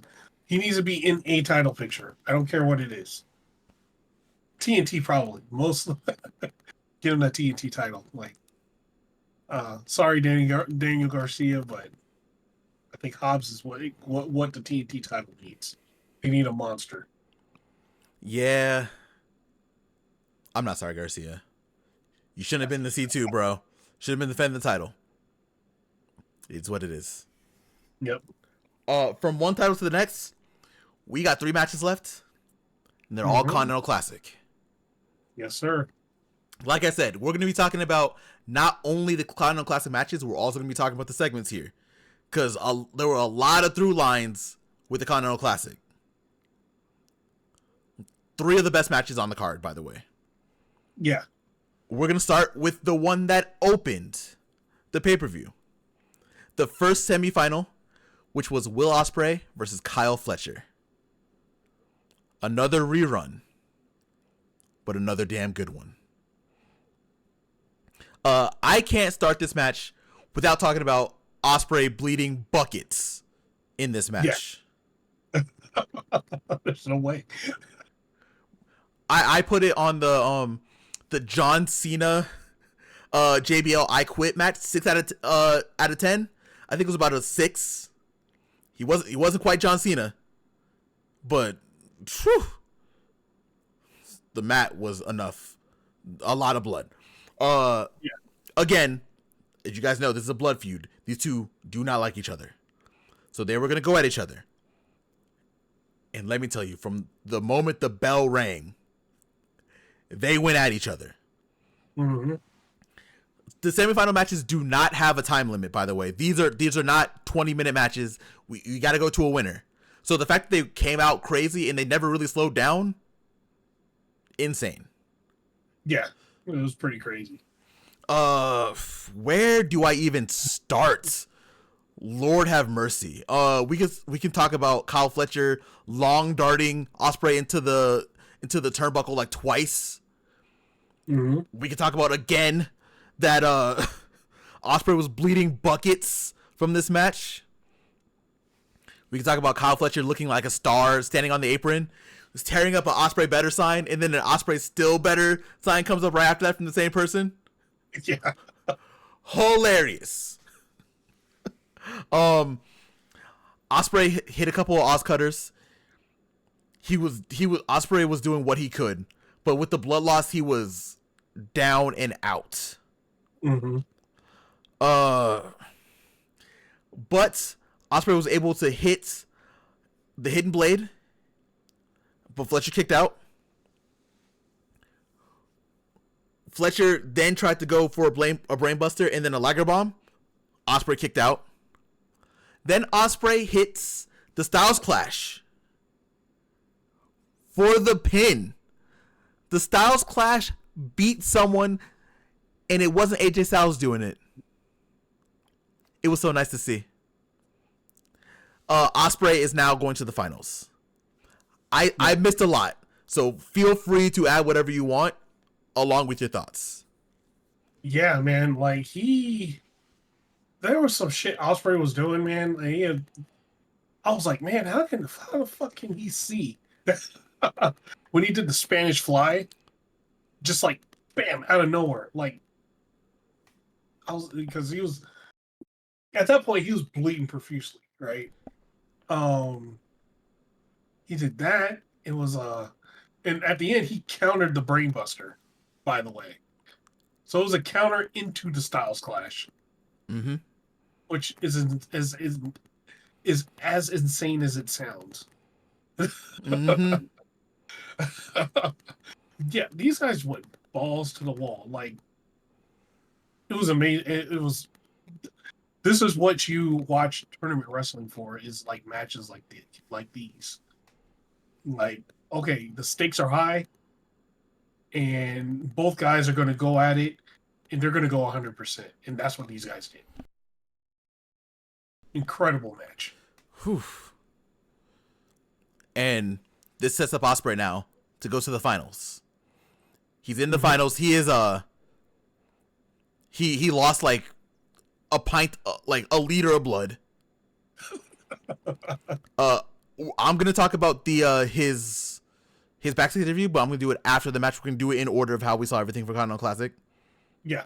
So the next match we gotta talk about is the other semifinal match between Kazuchika Okada and Ricochet. Oh, Ricochet. Oh, Ricochet.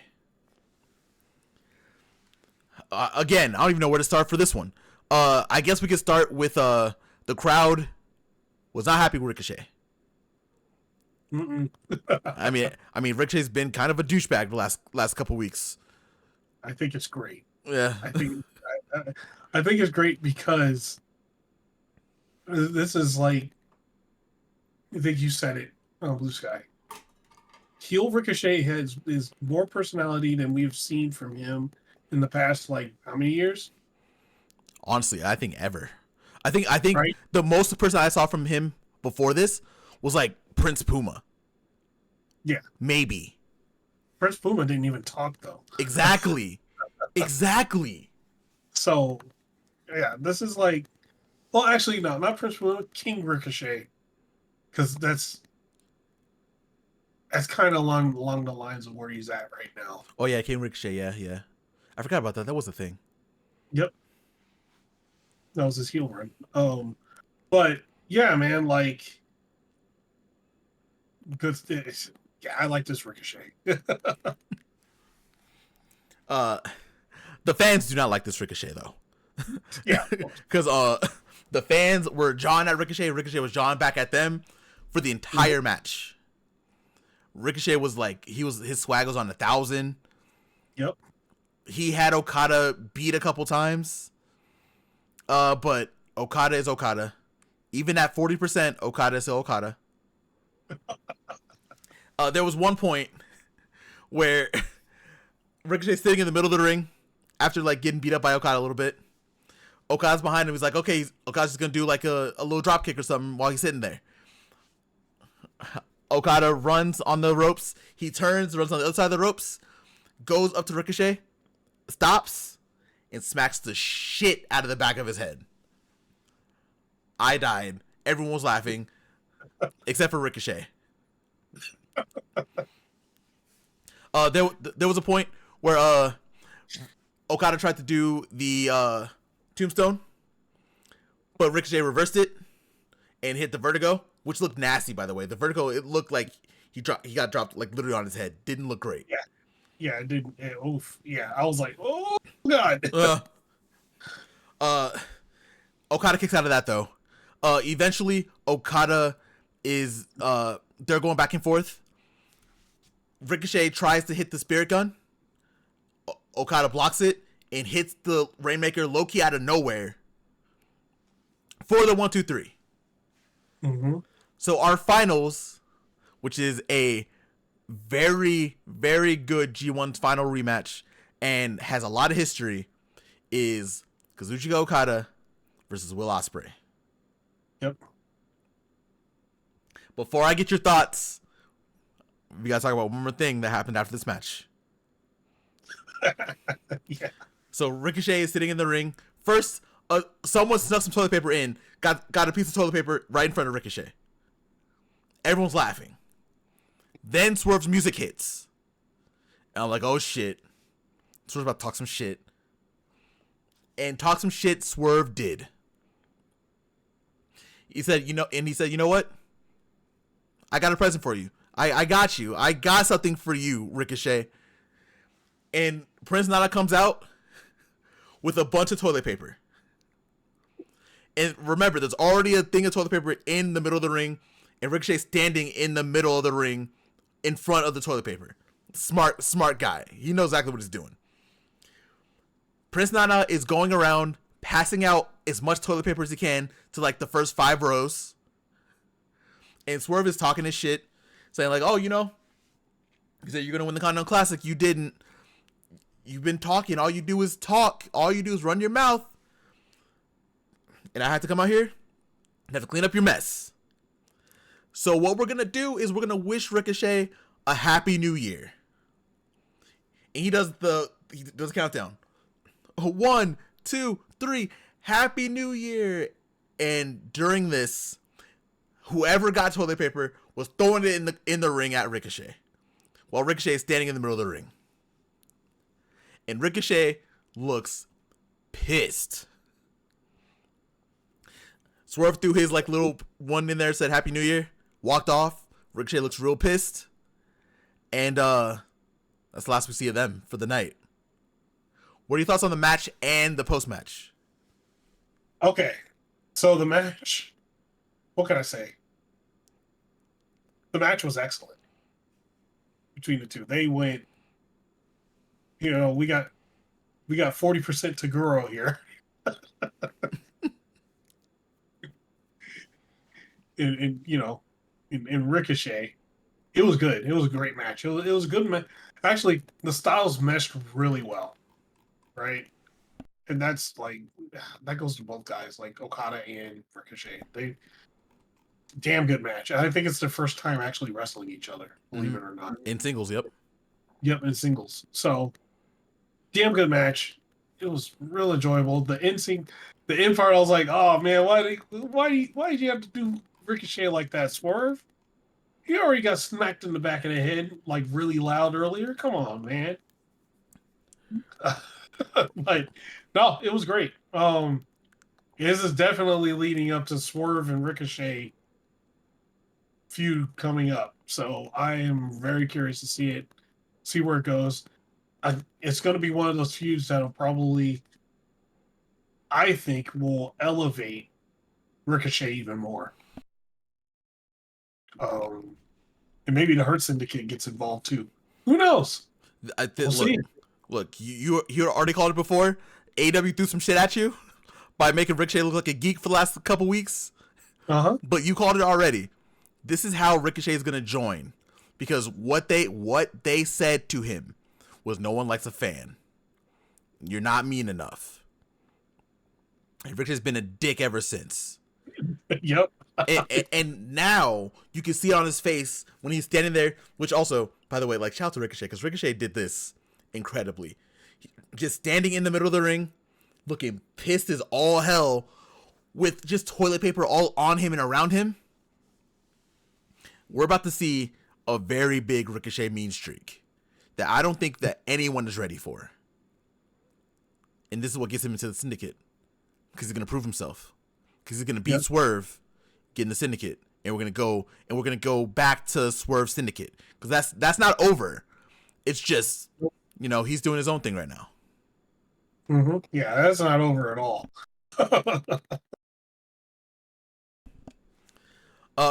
Going backstage, Renee interviewed both Will Ospreay and Okada at separate times.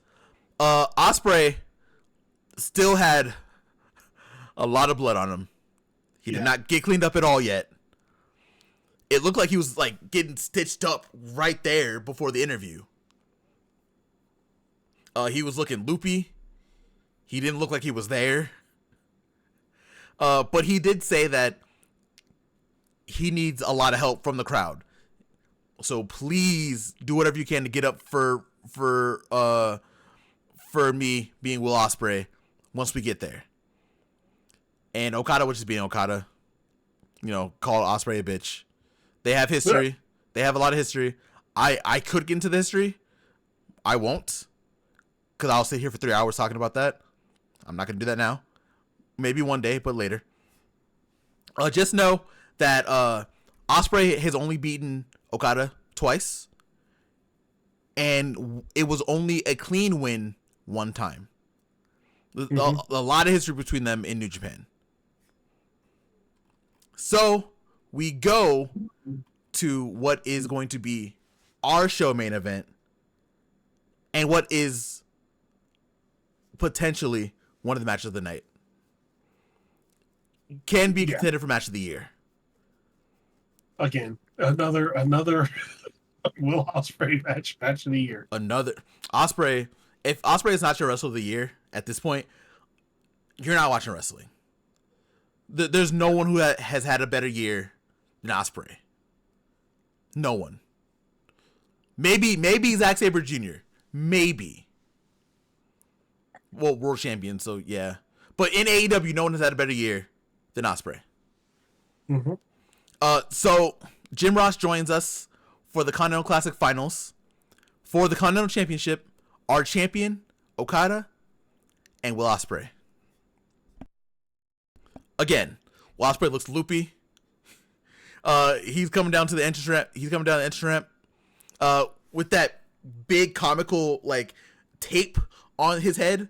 Like that's like a low-key shout to Hanare. I know a lot of wrestlers have done that, but specifically this year from the Dog Pound cage match between Bullet Club War Dogs and United Empire, Hanare had that really big wrap on his head because he literally almost died in that match. Long story. Okada out there looking like he didn't wrestle. I don't even know how I can start with this match because Okada and Ospreay had a goddamn barn burner. Yeah. This was easily Okada's best match in AEW. And this is the match that showed everyone that Okada still has it when he wants to do it. Especially the end. Oh my god, that end? Woo! Oh my god. He turned up 100% Okada at the end. he was doing New Japan shit for sure. For sure. 100%. God, I don't even know how I want to do this. I don't even know how I want to do this. So much happened in this match. A lot happened in this match.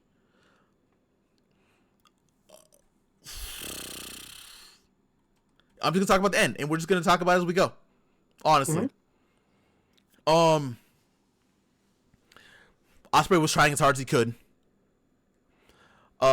Okada ducked a hidden blade.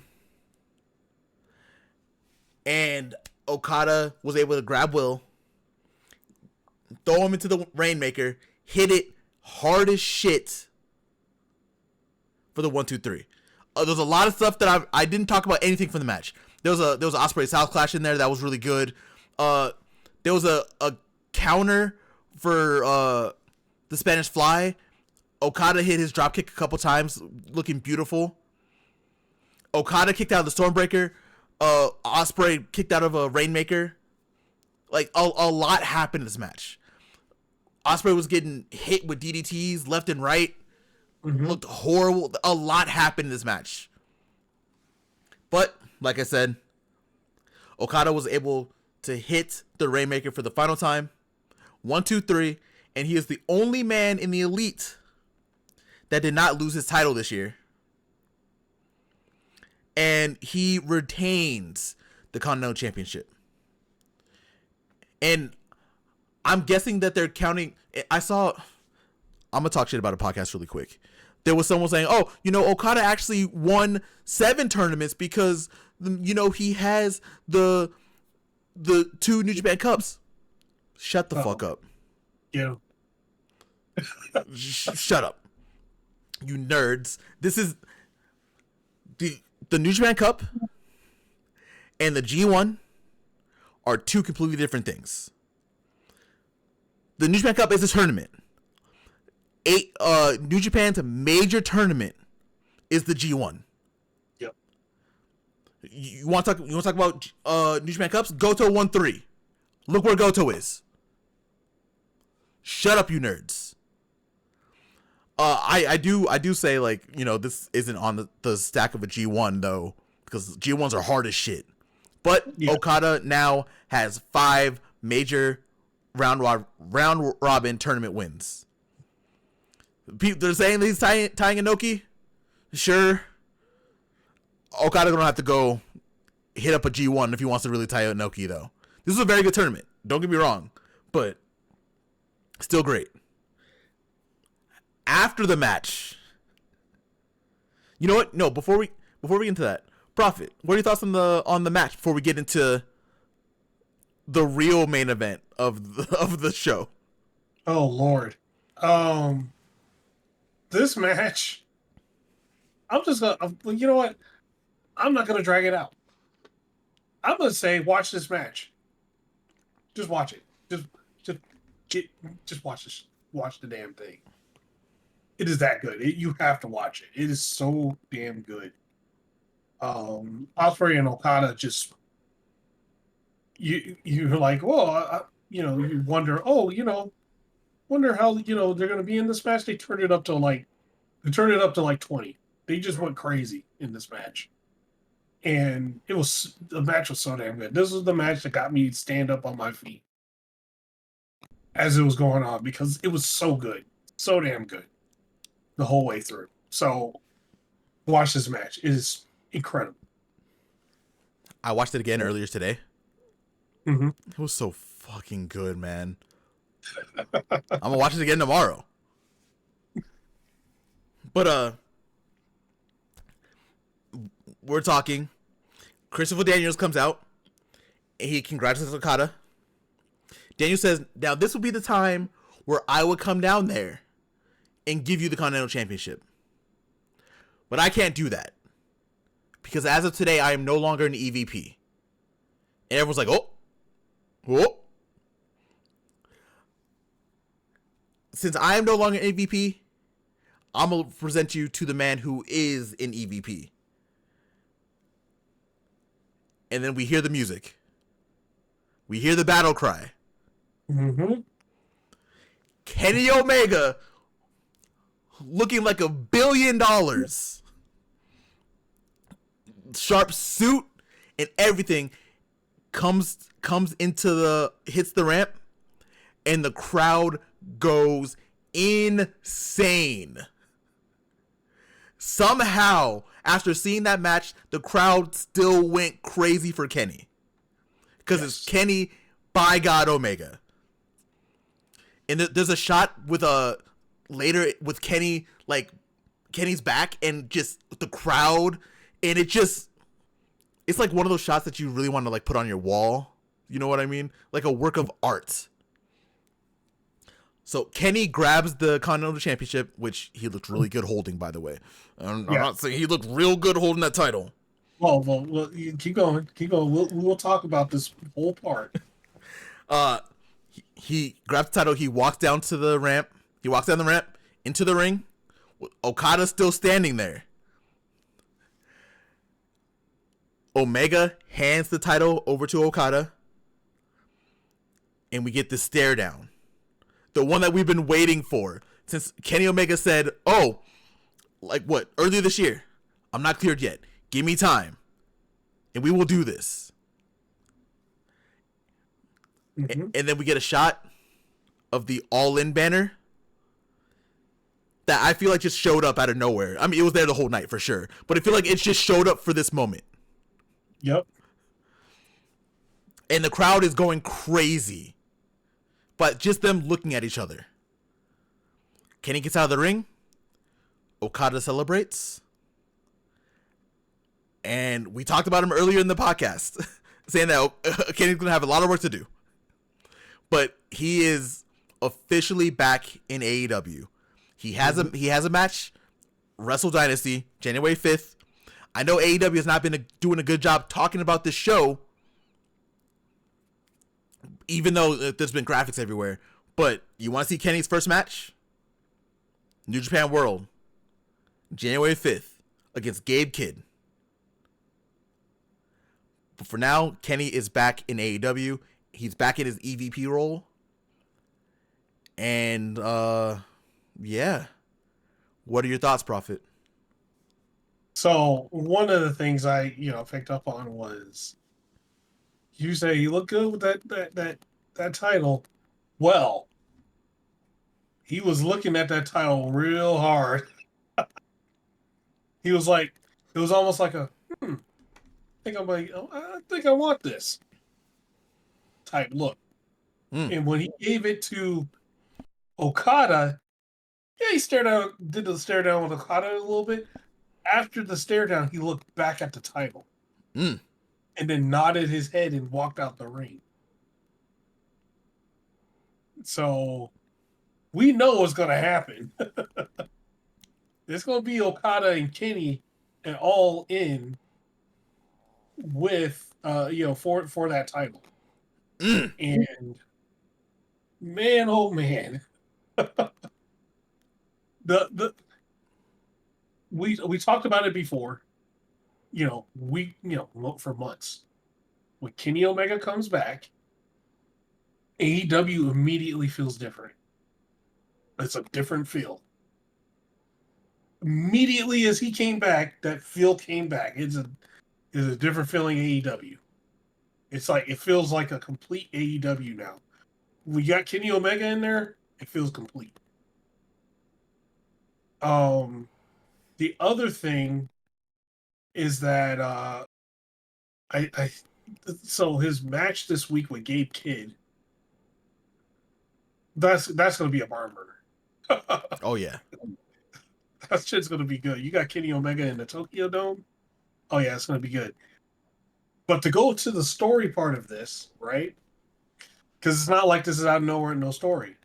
Remember, the Elite put his ass on a stretcher pretty much and beat the shit out of him and took him out, storyline wise. So now he's back. He might be starting to go through him. Hell, he might fuck up Jack Perry this week. You know, So they fired him as an EVP also. So the fact that he got his power back, yes. something's gonna happen. And all I'm gonna say is, the Young Bucks are also gonna be in Japan this week for Wrestle Dynasty. Mm-hmm. They have a match against Great Khan and a mystery partner because Hanare is super injured. For the IWGP World Tag Team Championships. Or IWGP Heavyweight Championships, Tag Team Championships, sorry. Yeah. So yeah, it's gonna be fun. I can't wait. Like we got Kenny Omega back. Everything is just I don't know. AEW feels complete now with Kenny Omega. It just felt right, didn't it? Yeah. Everything just felt right with the world. Like the sun was shining again, even though it was like 7:30 at night. Like it just felt so good to see Kenny back. And like I saw Kenny because I watched New Japan. I saw him walk down the ramp a couple months ago, right? And I saw him get into a confrontation with Gabe Kidd in the back at New Japan at I think King of Pro Wrestling, I believe. Like so, I've seen Kenny recently, but Mm-hmm.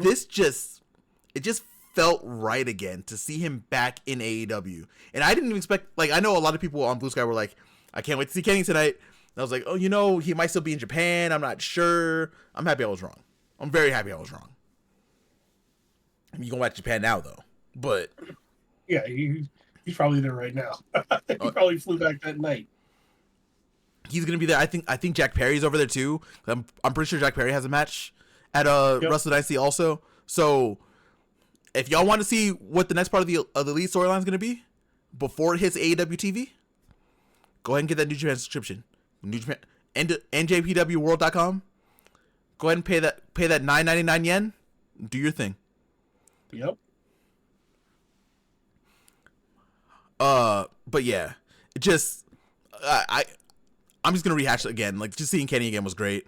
We're setting up Kenny Okada in Texas. I can't wait to see it. And man, so here's the thing about that, right? Now let's full circle the show now. Okay? Mm-hmm. Kenny Omega and Okada has more weight and more things in that one title picture than the current AEW World Championship. Yeah, I mean you said it earlier. Like the Continental Classic, even if Kenny wasn't here, the Continental Classic should have been the main event anyway. I think. Yeah, but we're just saying we're saying it as we got it right with Kenny Omega, and knowing what we're going to be getting at All In, probably. Omega Okada, right? Omega Okada pretty much trumps anything in the World Championship picture. Oh, If, easily. if we're gonna if I was doing the match card, right? John. Oh, okay. I'm gonna put Moxley like the third match before the main event because Omega Okada is gonna steal the show. That's gonna be the match at All In. Oh yeah. It's not nothing against Moxley, the Death Riders, or anybody else. You got Omega Okada on your card in America, first time on American TV in an American wrestling ring. Sorry, there's nothing. There's nothing that world title picture can do to match that. And we're gonna get a burner of a match, a barn burner of a match too. Oh yeah. And it already has story and everything set up for it. So yeah. Not even just story from New Japan either. Like we got that confrontation earlier this year. Yeah. Right? You said it earlier. So like we have AEW story built in here. But it just helps that two of the best wrestlers on the planet who basically brought New Japan to a whole new audience in 2016, 2017 are in AEW, and they're about to have a match that we've been waiting to see again since like 2018. We've been waiting to see this rematch. We thought we were going to get it eventually. We thought we were going to see Kenny and Okada again for the IWGP World Championship, the IWGP Heavyweight Championship again before, right? But yeah. This match is, like you said, you already said it perfectly. There's nothing that they can build, nothing that is bigger than Okada Omega. Nothing. It could be God versus Satan. Not bigger than Okada Omega. Yeah, no, it's not happening. Like, and again, it's not to crap on or talk down about the world title picture, right? It's just that when you have that, that's the main event. Okada Omega is the main event. Yeah, man. And if we're gonna be honest, it would be super honest. If Moxley still has the title going into All in Texas in July, we have a problem. Yeah. At least this version of Moxley. Like, there's a problem. We need Wild Thing Moxley back. I was so happy with Death Rider Moxley, but now I'm not gonna rehash because we talked about it for like 40 minutes earlier. But yeah. It's just they need to figure it out, and I have faith that they will. Yep. But again, like we said, the main event in All in Texas should be Kenny Omega, Kazuchika Okada, Continental Championship in front of that loud, raucous stadium. I don't even know how many people are going yet, but that should be the main event, bar none. I'm going to call the co-main event. I'm going to call the co-main event right now. I think I know what you're about to say. Go ahead, say it. Mercedes versus Athena. Ooh, double main event. Mercedes Athena, Okada Omega. Yep. Oh my God. Hey, you can timestamp this, whatever. In a few months, we'll find out. But I'm just saying, it's Athena Mercedes is going to be the other main event of the card. Listen, I already bought my ticket. I'm going to be there. So yeah, you're going to be there. I'll be there. So once it happens, we will be talking about it on the podcast for sure. Yeah. But do you have as a whole, do you have any thoughts on World's End? World's End was excellent. Even, mediocre, the two mediocre matches aside, right? From top to bottom of Worlds End, I'm even including 0 Hour. Okay, fantastic card. Mm-hmm. Like it was a fantastic card. I think there's a lot to build on these next few weeks. I think the next few weeks, like since it's going to be the first time on Max in the first few weeks of Max, then our next few shows are going to be incredible. They're going to probably be pretty insane. Um, but no, like from top to bottom, this card was great. The C2, minus those two, the main event and the MJF and Adam Cole match, but all the C2 matches were great. The women's matches knocked it out of the goddamn park. Um, 0 Hour was super fun. It was just Hobbs and Takeshita brought it. They gave us that, the big man match that we've been missing on the card. Because we do have a lot of small guys, doing their thing, but it's also good to see the big men do their thing too. And yeah, just if I missed a match or two, apologize, but yeah, the whole card was great. Yeah, man. I couldn't agree more. Like AEW this year has done a really good job with these pay-per-views. Like I think a lot of people were worried, myself included, with how things were kind of last year. Mm-hmm. But I think this year AEW still has problems. There's still things that they have to fix for sure. Yeah. But I feel like this is probably one of AEW's best years since those glory days that everyone talks about. The 2019 to 2022. This year can hold up with those years, I think. Easy. I think it. Uh, I would say, in my opinion, there's a lot of areas where it passes. I agree. It's like right now, like the 2019 to 2022. I know people have a lot of nostalgia for it, but that was because it was new, right? Um, I think right now AEW is probably at its best because it's not just only the men's division that's firing on all cylinders, right? We got the women's division firing on all cylinders and looking fucking fantastic too. So I would say, probably going to get flayed for this, tarred and feathered. I would say current AEW right now, as a whole, is better and more well-rounded than 2019 to 2022.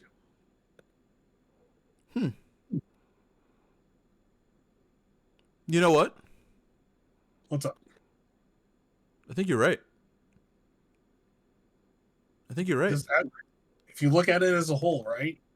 Because 2019 to 2022, the women's division was not good. It wasn't that good. It was only Nyla Rose, Riho, and Shida. That was really it. Yeah. Yeah.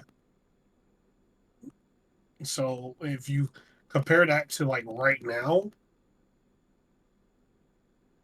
earlier in the podcast, I mentioned like a plethora of the women's wrestlers that are there right now, and I didn't even mention them all.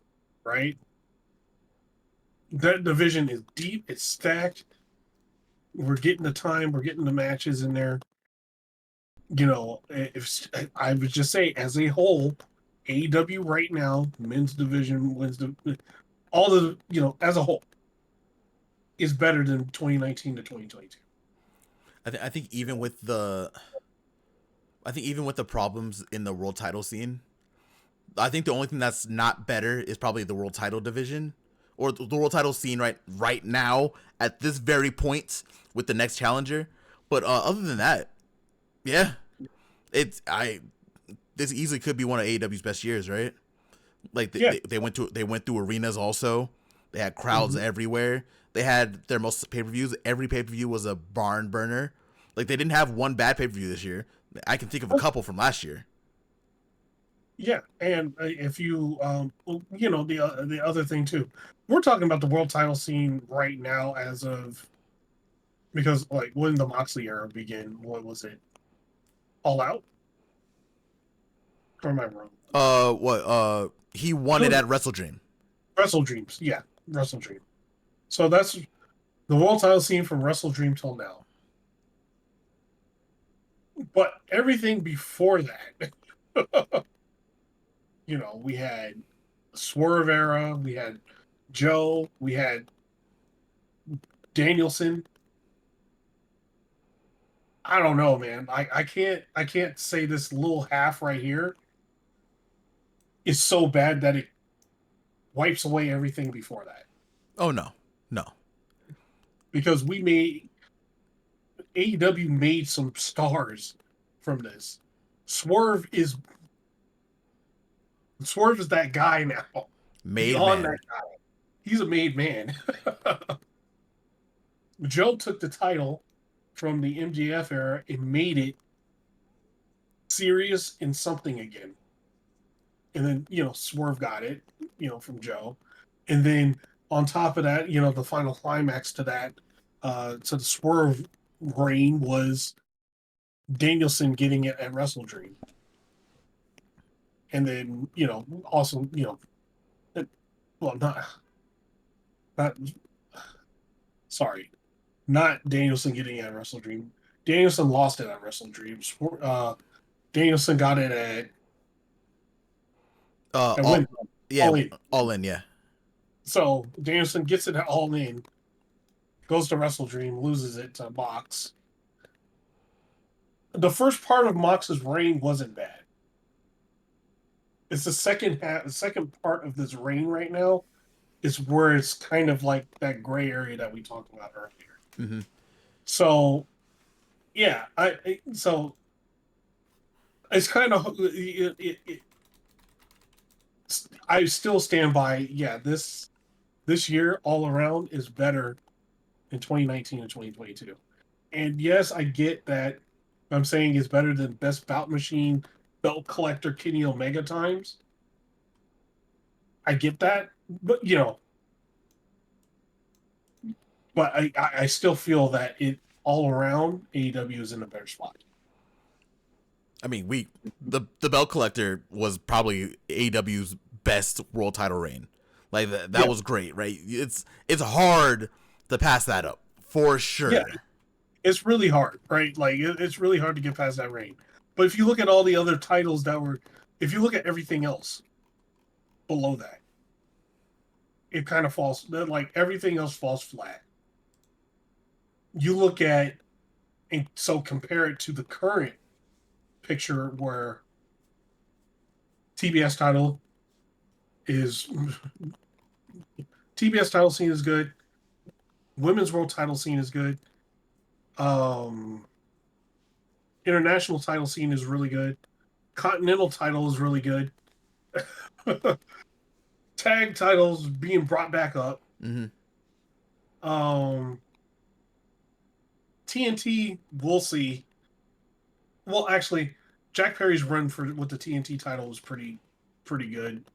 We're in the Daniel Garcia era now, so we'll see where that goes. Yeah, he hasn't even really gotten a chance to do anything with the belt because of Continental Classic, so we'll give it a Yeah, little bit more time. that's what I'm saying. We'll see where it goes, Mm-hmm. where that goes, right? Like I can't fully judge that, right? Um, let's see, am I missing anything? I don't think so. Yeah. So all the so compare that to 2019 to 2022.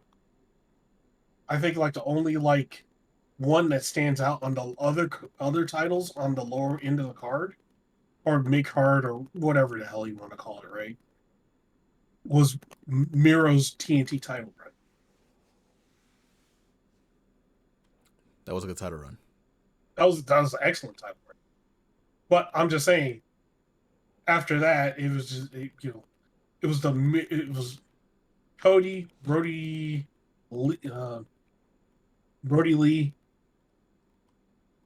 and then Sammy, and then it was going back and forth between Cody and Sammy. We had Scorpio Sky, and then Miro. I think I did that right. I think I had the order right. I think I missed somebody. I might have missed somebody. No, it was Miro because Miro beat what's his face. I think he killed Sammy Guevara. Yeah, he killed Sammy for it. Yeah. Yeah. So yeah, yeah. I just think like all the other titles are in a way better spot now than then. This is a little bit random, but while we are doing this, I was looking up the championship history in Yeah. AEW. Like I'm on their website. Moxley doesn't even have the title there either. It's just some nebulous thing. The current thing, he's also been champion for 77 days, which seems insane. And the rest have been trios champions for 125 days. Also seems insane. But yeah, Moxley doesn't have the title in this picture either. Like you can go down to the other ones. He has the title in his other ones, right? Mm-hmm. But this one specifically, he still doesn't. Yeah. Which is still insane. But yeah, I think I have to agree with you. I don't right now with not even just like the titles, but the star power also, the matches, the match quality, and everything like that. We're in a very good place in AEW right now, and I feel like we're gonna go. It only can be better in 2025. Does AEW have problems? Yes. There's nothing in this world is perfect, right? Nothing. Mm-hmm. But right now, AEW is in a very good spot. There are some things that are annoying, yes, like I said. But overall, the product is very healthy. It's in a really good place right now. It's still fun to watch. And honestly, out of all these matches, there was only 2 that were whatever. That's a win. Right. That doesn't happen everywhere. Except for New Japan. New Japan be having bangers all the time. But that's my favorite. That's my favorite promotion, and I'm also very biased. But yeah, there aren't any promotions really that can hit it out of the park every time. No one does it. It's not possible. No one does it. Yeah. I would say if you wanted to debate, trio style is probably the one title that is like the weakest. But it's like the weakest across all eras. We had that best of 7 series between Death Triangle and the Elite when it was hot. Actually, yeah, that was the shit. That was the. It just sucks right now because it's in the Death Rider vortex. Yeah, and the Death Rider stuff just right now isn't great. Yeah, so, but even then, as a whole, AEW's in a better spot. Well, that man, you have anything else before we wrap this one up? No, I got nothing else, man. All right, man, it's on you. Take us home. All right, I'll take us home, man. Thank you guys once again for listening to us talk about the wonderful card that was World's End. We had a lot to say. I know you guys will have a lot to say too. So you know what you got to do. You got to get down there talking them comments. Comment. We'll talk back. We get a good old conversation going. Either here, Blue Sky, maybe Twitter. We don't really go on there much. But yeah, like let's get a conversation going in the community. Also, if you haven't already and you're still here, you like the video, so please tap that like button. It'll for sure help us out later on and lets us know that you like the content. And also, last but not least, you brought 2 elbow passes and you already threw one out. So I need you to climb your ass up there again. Take the other elbow pad off and drop the elbow on that subscribe button. Because subscribing will get you all of our content whenever we put any content up. And you'll also get our other shows, which is Command Grab and which talks about gaming, and the OVA, which we talk about the anime that we're watching. And also click the bell button because YouTube algorithm, it's weird. So, guys, thanks again, and we're out. Peace.